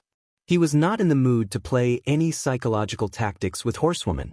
Whether Horsewoman was pretending or really crazy, he did not intend to compromise. Ning Qianxing must die. Who dares to move? A deep and old voice suddenly sounded at the door. In everyone's sight, Zhuang Huayang, the headmaster of the Sky Academy, also in a military uniform with the rank of general, appeared in front of the door. Li Beidian and Ning Qianxing stood on both sides of him. Tan Qinghua, who had been calm, suddenly became ferocious the moment he saw Ning Qianxing. He stared at Ning Qianxing. In his eyes, besides coldness, there was only a kind of naked hatred and brutality. "Headmaster Zhuang, what do you mean?" Tan Qinghua's tone was cold. His eyes seemed to be completely fixed on Ning Qianxing and refused to move away. Zhuang Huayang casually glanced at Horsewoman. The knight hesitated for a moment before waving his hand. There was a slight fluctuation in the air, and the lightning that had shrouded the entire villa instantly disappeared. "I'd like to ask what Commander Tan means." The life-and-death duel between Tan Shilai and Ning Qianxing is a normal internal competition of our Sky Academy. Commander's reaction is so extreme. Are you trying to trample on the rules of our academy? Zhuang Huayang took a step to the side, intentionally or unintentionally, and stood in front of Ning Qianxing, staring at Tan Qinghua as he asked. "He killed my son." Tan Qinghua said in an old-fashioned tone, "I have to bring him back." As he spoke, Lai Hua and the 300 elites from the Eastern Battle Zone took a step forward at the same time. The sound of their footsteps landing on the ground rang clearly in the courtyard, dull and clear. This is an internal matter of our Sky Academy. Since the commander chose to send Tan Shilai to the Sky Academy, you should have made such preparations. I'm sorry, you can't take Qianxing away. After the internal study of the Sky Academy, you will be given an explanation. Zhuang Huayang said coldly. At this moment, the old headmaster, who always seemed to smile at everyone and seemed to have no temper at all, was expressionless.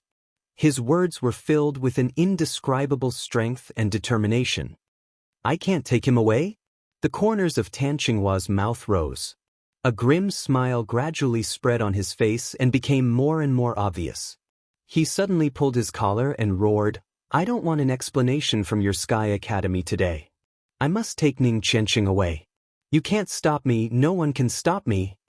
He Ping, the director of the political and legal department of Huading, who had been following behind Tan Qinghua, frowned slightly.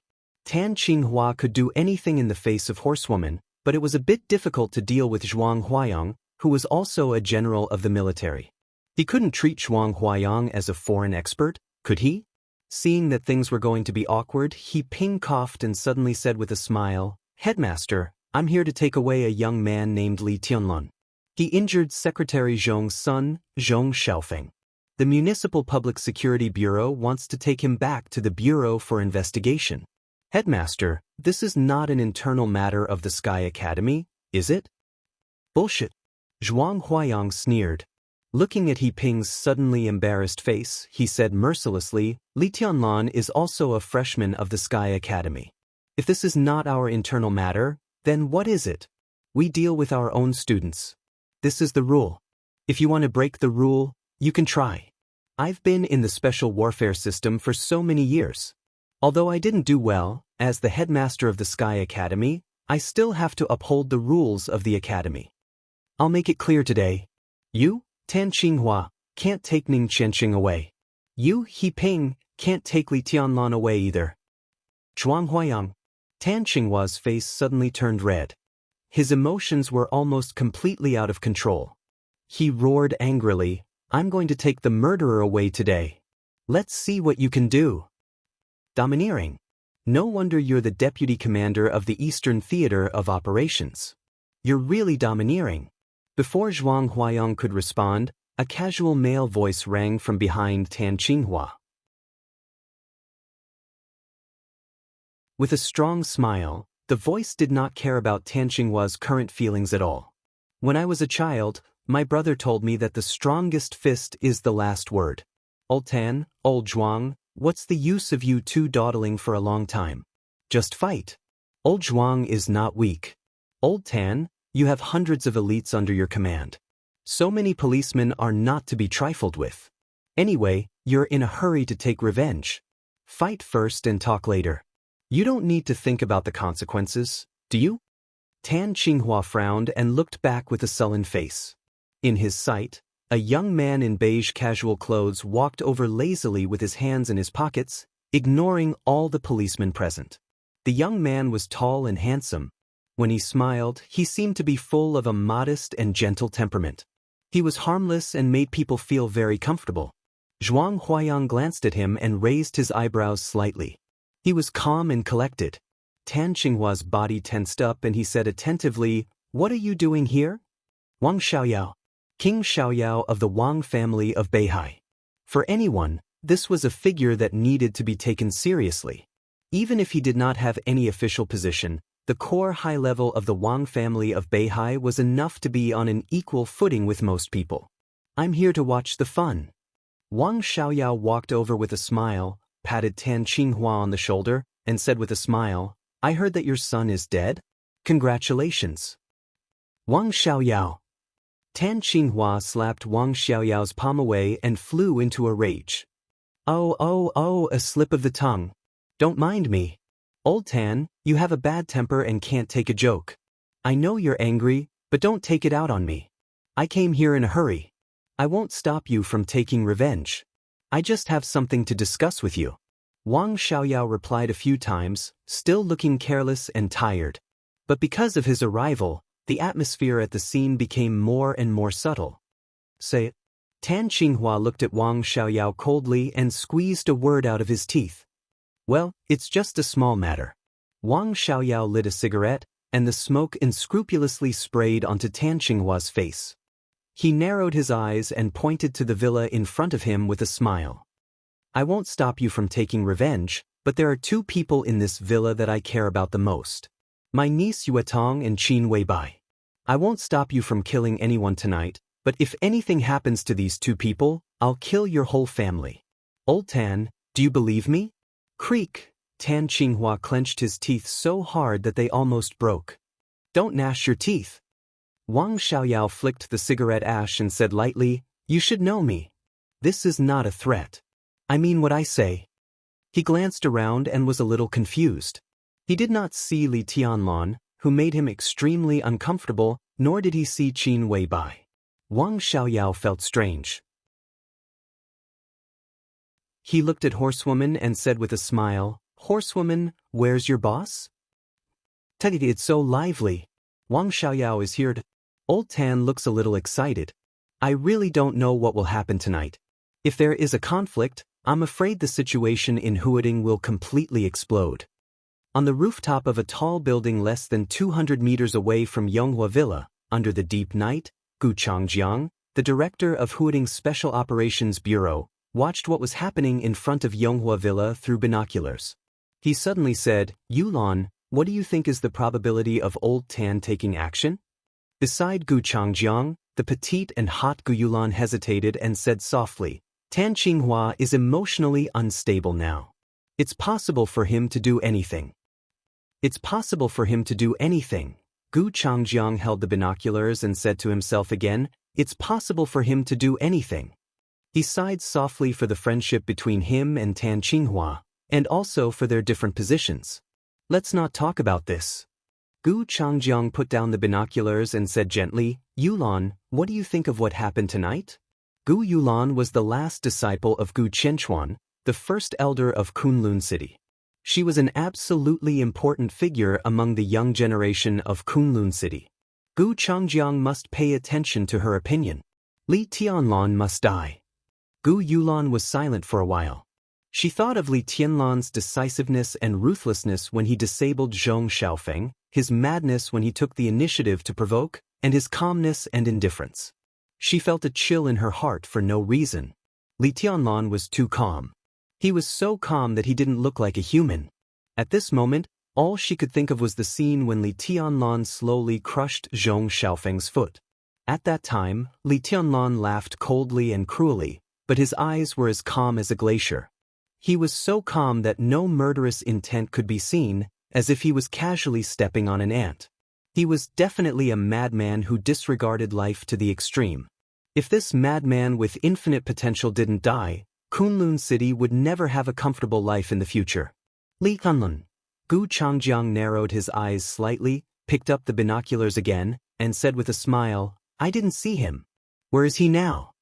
What Gu Changjiang didn't expect, what Wang Xiaoyao didn't expect, and even what everyone else didn't expect was that when the conflict outside the villa was on the verge of breaking out, Li Tianlan was on the big bed in the master bedroom of the villa, pressing Qin Weibai's back and fooling around. There was no black silk skirt, but the sexy lingerie could also make people have a nosebleed.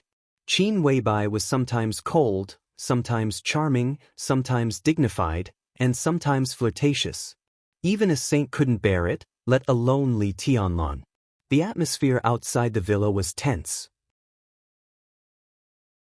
Li Tianlan also wanted to go out, but he really couldn't control himself. Looking at Qin Weibai, who buried her pretty face in the quilt and let him do whatever he wanted, he held her soft and delicate waist. Li Tianlan really felt that he was willing to die. The bedroom was full of spring scenery. Outside the villa was murderous. At the critical moment of avenging his son, Tan Qinghua really didn't want to provoke Wang Xiaoyao, who spoke in a gentle voice as if he loved him when he said he would kill his whole family. Tan Qinghua vented all his evil anger on Zhuang Huayang, a general headmaster in the special warfare system, a deputy commander of a theater of operations in the military system. Tan Qinghua naturally wouldn't take Zhuang Huayang, who was about to retire, seriously. His patience had completely disappeared. Seeing that Zhuang Huayang was still in an unfathomable state, his expression became colder and colder. "Get out of the way," I said. "You can't take anyone away today. Not to mention these 300 people, even if there were 10 times more people, you still can't." Zhuang Huayang looked at Tan Qinghua with no expression. The electric light lingered between his fingers and gradually spread to his whole arm. At this moment, Zhuang Huayang was still elegant, but as the electric light spread and expanded on his arm, his whole person gained a trace of a strong and cold aura and style. "You're forcing me. You're forcing me. You're forcing me." Tan Qinghua's tone became louder and louder. He suddenly roared, "Get out of the way." Zhuang Huayang said nothing and just sneered. Tan Qinghua took a deep look at the motionless Zhuang Huayang, nodded and said, "Very good." Under Zhuang Huayang's suddenly focused eyes, Tan Qinghua spoke again, "Raging Fire." Raging Fire, who was blocking the entrance of the villa with 300 elites, responded loudly. Tan Qinghua glanced at Zhuang Huayang and said calmly, "Kill Ning Qianxing. Whoever dares to stop you, kill them too." Raging Fire looked at Zhuang Huayang in front of him. A red light flashed in his eyes and even the scar on his face became ferocious. He raised the submachine gun in his hand and aimed directly at Zhuang Huayang. Behind him, the 300 special warfare elites of the Eastern Theater of Operations were expressionless as they raised their guns at the same time. The corner of Raging Fire's mouth twitched and he directly roared, "Kill! Who dares?" A magnetic voice reverberated in the night sky, drifting and clear, as if it came from the horizon. Everyone looked up at the same time. The whizzing sound of the helicopter's rotors came from afar. The drifting voice came from above and covered the entire villa area in an instant.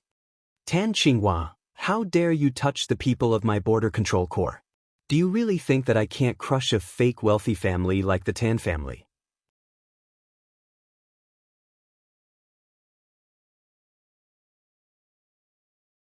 Chapter 66. 15 years ago, Night Spirit, a super force in the Dark World, went east to Zhongzhou State. 2 superiors of the Invincible Realm led 3,000 elites to invade the border of Zhongzhou State. After the battle, Tian Ling, the superior of the Invincible Realm organized by Night Spirit, died under the attack of the Human Emperor, and another superior of the Invincible Realm, Tian Exen, fled with serious injuries. 3,000 Night Spirit elites and nearly 10,000 foreign mercenaries were annihilated by the Border Praetorian Corps, with not a single survivor. 12 years ago, a terrorist organization with the code name Turk in the northern border could be said to have a strong and powerful army. Their troops were mobilized at the border, and 2,000 elites from the Border Praetorian Army launched a surprise attack on the headquarters of the Turk organization. After 36 hours of fierce battle, the 50,000 soldiers of the Turk organization were wiped out, and the 20,000 captives were all killed. 9 years ago, there was a border conflict between Zhongzhou State and Heng State. In less than 12 hours, 20,000 elites of the Border Praetorian Corps set foot in Heng State and marched 800 miles in 72 hours. Guns and cannons roared and blood flowed like a river. 5 years ago, Bloody Blade, a super mercenary group in the Dark World, accepted a mysterious commission. Before they sent their troops to Xianxia State, 3,000 elites of the Border Praetorian Corps had secretly sneaked into their base. 30,000 mercenaries, whether they resisted or surrendered, were all slaughtered.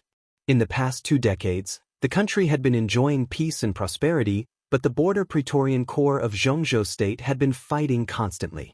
The super forces of the Dark World, mercenary groups, killer groups, terrorist organizations, and even some mysterious armed forces of unknown origin, the Border Control Corps never lacked opponents.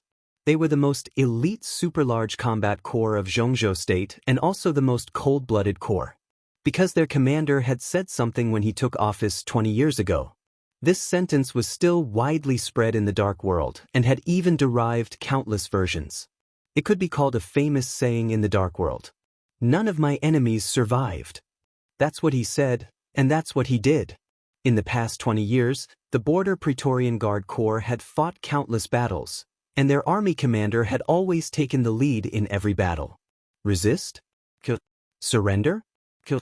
Wherever the Border Control Corps passed, there were only dead people besides their own people. Over the years, the number of enemies who had died in the hands of the Border Control Corps had long been uncountable. Countless blood and corpses had watered the prestige of the 550,000 troops of the Border Control Corps. At the same time, it had also created a code name that, although not in the Invincible Realm, was more famous than many Invincible Realm experts. One of the 4 gods of Xianxia State, Dongqing Wudi, the god of massacre of Xianxia State. He was a member of the decision-making committee of Xianxia State and one of the only 3 marshals in the military. No one could have imagined that Dongqing Wudi would appear here. Tan Qinghua didn't expect it, Zhuang Huayang didn't expect it, and even Ning Qianxing didn't expect it. Dongqing Wudi's domineering appearance made it clear that he did not intend to save the Zhong family and the Tan family any face. The dignified general of the Xianxia State military and the deputy commander of the Eastern Theater of Operations was now held in the air by the neck. This was probably the most shocking scene that most people had ever seen in their lives. The corners of Zhuang Huayang's mouth twitched slightly. It was said that Dongqing Wudi was arrogant, bloodthirsty, and extremely protective. Now it seemed that the rumors were true and even a little conservative. Marshal Ning Qianxing finally reacted and rushed to Dongqing Wudi's side. His eyes were feverish and his whole body was trembling with excitement. Dongqing Wudi glanced at Ning Qianxing and nodded with a smile. This was an old man who was filled with an indescribable aura from head to toe. He was dressed in a military uniform and was about 50 years old. His temples were grizzled, and his appearance was not outstanding. However, his eyes were indescribably wild and fierce, like an eagle soaring in the sky, ready to pounce at any time. Every move he made seemed to have a kind of courageous and murderous aura, which was a kind of soul-stirring deterrent. You killed his son? Dongqing Wudi looked at Ning Qianxing and said with a smile. His voice was deep and magnetic, and it seemed that every word he said had a charm that made people listen carefully. Tan Shilai took the initiative to propose a life-and-death duel. He lost and I won. Ning Qianxing subconsciously straightened his body and replied calmly. Well done. Dongqing Wudi said casually, but his grip on Tan Qinghua's neck tightened. He narrowed his eyes and stared at the military general whose rank was only 1 level lower than his, and said lightly, What do you have to say? Tan Qinghua's face had turned purple-red. His feet were subconsciously struggling in the air, but his eyes were burning with extreme anger when he looked at Dongqing Wudi. Marshal, what do you mean? Tan Qinghua's breathing became more and more difficult. He held Dongqing Wudi's palm with both hands and barely squeezed a few words out of his throat. Before Dongqing Wudi could speak, a furious roar suddenly rang out, Let go of the commander. Raging Fire, who had just been sent flying by a stream of sword energy, had just gotten up. When he saw the scene in front of him, he was so frightened that he rushed up with a shout without even thinking about it. Dongqing Wudi, the god of massacre. Who was he? His bloodthirsty character was well known in the whole Dark World. He was famous for being cold-blooded and cruel both internally and externally. In the past 2 decades, there had been many senior officials who had impeached Dongqing Wudi. But this marshal with outstanding military exploits had always been in his current position, hadn't he? It would not be surprising if such a ruthless man killed Tan Qinghua, the deputy commander. No one would doubt Dongqing Wudi's courage. With nearly 600,000 elite troops in his hands, what couldn't he do? What couldn't he do? Bang! Dongqing Wudi's expression was cold. He kicked raging fire in the chest with his heavy military boots. The expert at the peak of the fire-flaming realm was kicked away before he landed on the ground. In the air, a large amount of blood burst out from all over his body. His body slammed into a parasol tree in the courtyard of the villa. The trunk trembled violently. Raging Fire's body twitched a few times and then fell silent. "You offended your superior. Damn it," Dongqing Wudi said blandly. At this moment, not only the policeman, but also He Ping's body trembled slightly. With his current status, he didn't have to be like this at all. He Ping might be respectful and humble in front of the 4 gods of Zhongzhou State, the 3 marshals of the army headquarters, and even any member of the decision-making committee, but he would not be afraid. But Dongqing Wudi was an exception. In Zhongzhou State, he was not the strongest or the most powerful, but he was definitely the most bloodthirsty. What would be the consequence of angering Dongqing Wudi when there was no combat capability to check and balance him? The deputy commander of the Eastern Theater of Operations was in his hands. What was he, the director of the Ministry of Politics and Law, to him? Dongqing Wudi's eyes swept over and fell on He Ping. He said calmly, "Go back and tell Zhong Yongming that I'll take care of Tianlun. If he's not convinced, he can come to me. Although the Border Control Corps is at the border, if he really dares to fight, I don't mind playing with him in Huading." He Ping hesitated for a moment and raised his head subconsciously. In his sight, Dongqing Wudi's expression was calm and indifferent, but there seemed to be endless evil light flickering slightly in his eyes. He hurriedly lowered his head and even slightly bent his waist. "Yes." The corner of Dongqing Wudi's mouth twitched. He directly waved his hand and said crisply, "Get out." Without saying a word, He Ping directly turned around and walked out of the small courtyard.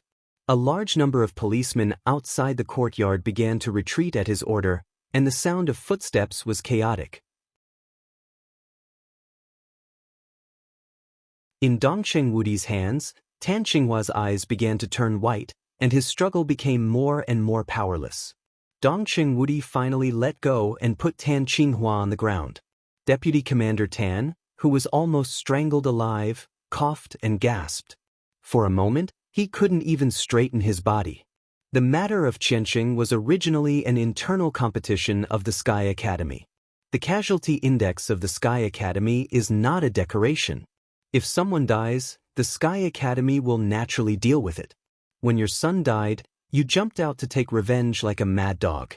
If Xianxia died tonight, should I be like you? Do you think I will? Tan Qinghua gasped rapidly and did not speak. Although Dongqing Wudi was protective of his son, to some extent, he also obeyed the rules. With his temperament, if Ning Qianxia really died in the hands of the other party in a fair battle, no matter who it was, Dongqing Wudi would not seek revenge. But Tan Qinghua could not do this, not to mention that he was his own son, who he had high hopes for. And Qianxia is a member of my Border Control Corps, an elite who dares to fight with the enemy in the Border Control Corps. He is not a child soldier of your Eastern Theater of Operations. Even if the Sky Academy can't deal with this matter, it should be handled by the Border Control Corps. Tan Qinghua, what right do you have to touch my man? Dongqing Wudi's tone grew colder. Marshal is really mighty. I admit defeat today. Tan Qinghua finally spoke. He had never been a talkative person. With Dongqing Wudi here, it was impossible to kill Ning Qianxia. In front of Horsewoman and Zhuang Huayang, Tan Qinghua could go crazy. But in front of Dongqing Wudi, if he dared to go crazy, Dongqing Wudi would definitely be crazier than him. At that time, the 300 elites of the Eastern Theater of Operations, including himself, would not be able to walk out of this villa. He believed that Dongqing Wudi definitely had the courage to kill. Since the situation was like this, Tan Qinghua did not bother to talk nonsense. He struggled to straighten up, took a deep breath, and said, "Everything that happened here tonight, I will truthfully report it to the army headquarters and the decision-making committee. Marshal, take care of yourself. I just came back from Yuzhou, and I have no intention of going back to hold that damn meeting. I will report it. Do you think the old guys of the Prince Group can bite me to death?" Dongqing Wudi sneered rudely. Tan Qinghua slowly retreated and finally came under the parasol tree. He carried Raging Fire's body on his back and turned to leave. Dongqing Wudi stood where he was, squinting. There was no expression on his ordinary but clean face, but his eyes were full of killing intent. Dongqing Wudi did not slowly turn around until Tan Qinghua's figure completely disappeared. "Brother Dongqing, long time no see." Wang Xiaoyao, who had watched a wonderful show, walked over with a smile and handed Dongqing Wudi a cigarette. "We met in Yuzhou at the beginning of the year, didn't we?" Dongqing Wudi took the cigarette, glanced at Wang Xiaoyao, and suddenly said, "Tianzong took the heir of your Wang family of Beihai to the desert of Beijiang?" Wang Xiaoyao froze, and the temperature in his eyes quickly dropped. He held the cigarette in his mouth, looked at Dongqing Wudi seriously, and said, "As far as I know, even within the Wang family of Beihai, this is a secret. How did you know, brother?" "Now almost everyone knows what they should know. Is this a secret?" Dongqing Wudi smiled and said, "Congratulations. If Tianzong's trip is successful, Wang Xiangxiao's reputation as a young heavenly son will be unshakable. Whether the number one of the young generation is surnamed Wang or Gu, it will be clear." Wang Xiaoyao frowned tightly and remained silent. Dongqing Wudi did not say more. Looking at Zhuang Huayang coming from the gate of the villa, he took the initiative to reach out his hand and said with a smile, "Headmaster Zhuang, long time no see. Marshal, you guard the border and work hard for the country. Thank you for your hard work." Zhuang Huayang smiled and shook hands with Dongqing Wudi. The 6 groups in Zhongzhou State were divided and united. When there was no conflict of interest, they were always very polite to each other. But tonight, Dongqing Wudi and Zhuang Huayang had the same demand, so there was more or less some sincerity in the politeness. "Thank you, Headmaster, tonight." Dongqing Wudi shook Zhuang Huayang's hand hard and said solemnly, "Everyone has their own needs. It's what we should do." Zhuang Huayang smiled and pointed to the villa. "Let's go in and have a seat. Xiaoyao, come with us." "Forget it. Brother Dongqing, Headmaster, if there's nothing else, I'll take you a tong back. Let's catch up another day." Wang Xiaoyao shook his head. He had wanted to see Qin Weibai, but the news that his elder brother Wang Tianzong and nephew Wang Xiangxiao had gone to the desert of Beijiang had spread like wildfire. Obviously, there was something wrong with the intelligence system of the Wang family of Beihai. This matter could be big or small, but if it was not dealt with as soon as possible, it would always make people feel uneasy. Zhuang Huayang glanced at him and nodded with a smile. Wang Xiaoyao left the villa in a hurry with Wang Yuetong, who walked to his side in silence. Dongqing Wudi took a deep look at Wang Xiaoyao, moved the corner of his mouth, and whispered, "This King Xiaoyao of the Wang family of Beihai is not as simple as he looks." Zhuang Huayang smiled and said nothing. No matter how complicated Wang Xiaoyao was, it was the business of the Wang family of Beihai. It had nothing to do with him, so he did not want to say more. Dongqing Wudi looked at Li Beitin, then at Horsewoman, and then his eyes fell on Ning Qianxing. "Qianxing, where is Tianlan?" Li Beitin, who was watching silently, thought of the conversation he had with Ning Qianxing when they first met. At that time, Li Beitin asked Ning Qianxing what his code name was, and Ning Qianxing replied that he was a man of sacrifice. "Who's man of sacrifice?" Dongqing Wudi, Ning Qianxing, Li Tunlin.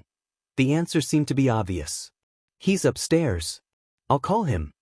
Ning Qianxing took out his mobile phone. "Sorry, I had some private business upstairs, so I'm late." Li Tianlan's voice suddenly sounded from the door. Dongqing Wudi's body slightly stiffened, and a dazzling brilliance flashed in his pupils. He took a deep breath and slowly turned back. In his sight, Li Tianlan, with a calm expression, just walked out of the door and met his eyes. "Tianlan." Dongqing Wudi called out, and his voice, which had always been cold and murderous, trembled slightly at this moment. Li Tianlan subconsciously frowned and whispered, "Marshal Dongqing?" Dongqing Wudi's voice just now almost covered the entire Yonghua Villa district. Li Tianlan was not deaf, so he naturally knew who the only stranger in the yard at this time was.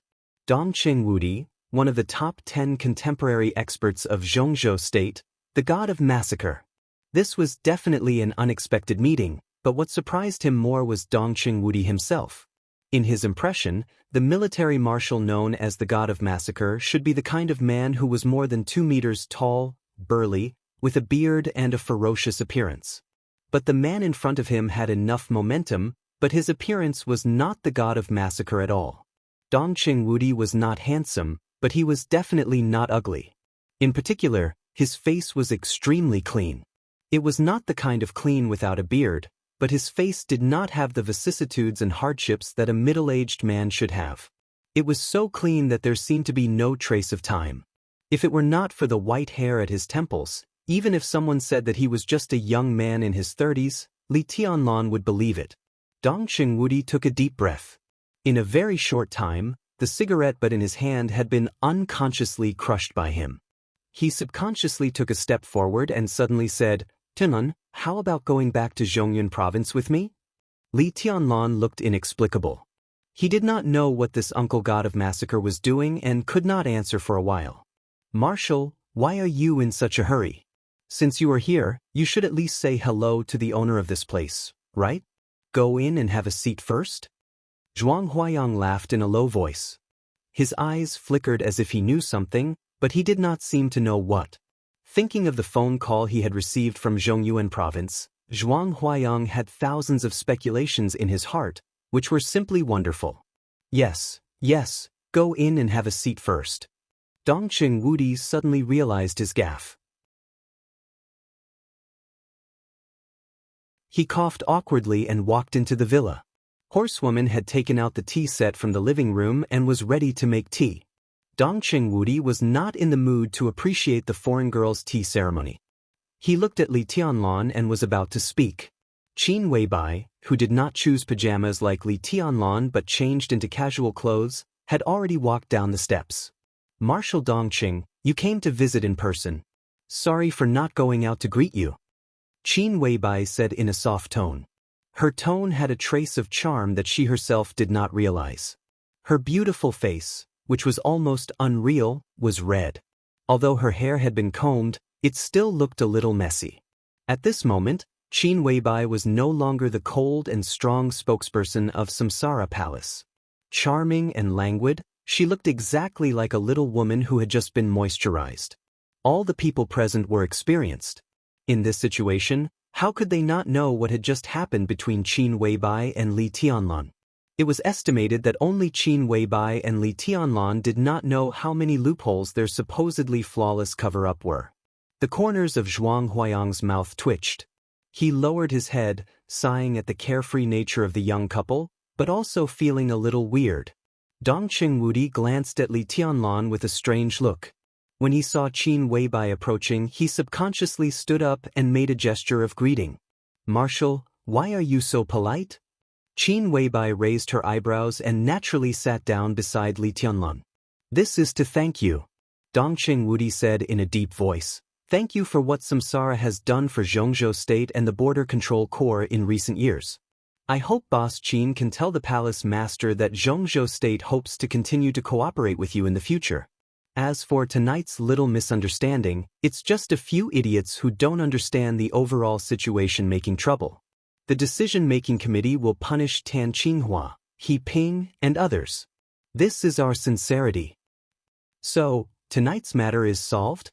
Qin Weibai asked with a smile as she took the tea from Horsewoman. Dongqing Wudi hesitated for a moment and said slowly, "After tonight, the Zhong family and the Tan family will not use official means to pursue this matter. As for privately, he didn't finish, but he didn't need to. No one could do anything to the two wealthy families in private as long as they didn't get evidence." "That's good," Qin Weibai said softly, holding the teacup.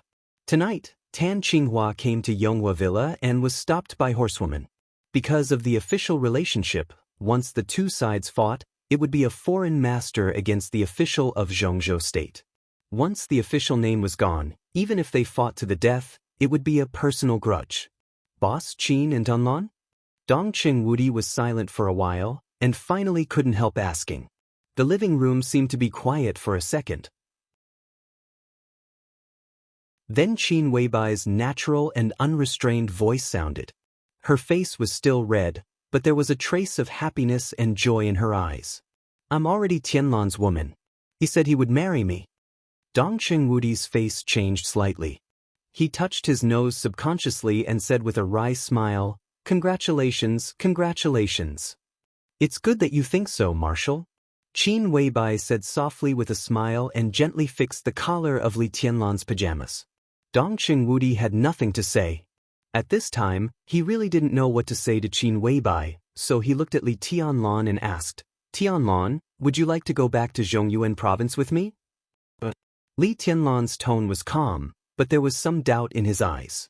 He always felt that there was something wrong with the way Dongqing Wudi looked at him. He thought of the engagement that Qin Weibai had mentioned not long ago. His heart gave a little jump. Why do you ask so many questions? You're so fussy. You weren't so fussy before. Would our marshal harm a stinking brat like you? A rough and hearty voice sounded from outside the door. Li Tianlan suddenly turned back. A stout figure strode into the living room, looked at Li Tianlan and laughed. He was actually very tall, but his fat body could deceive people's eyes. The man had a beard and a bald head, completely looking like a middle-aged non-mainstream man. He left a deep impression wherever he went.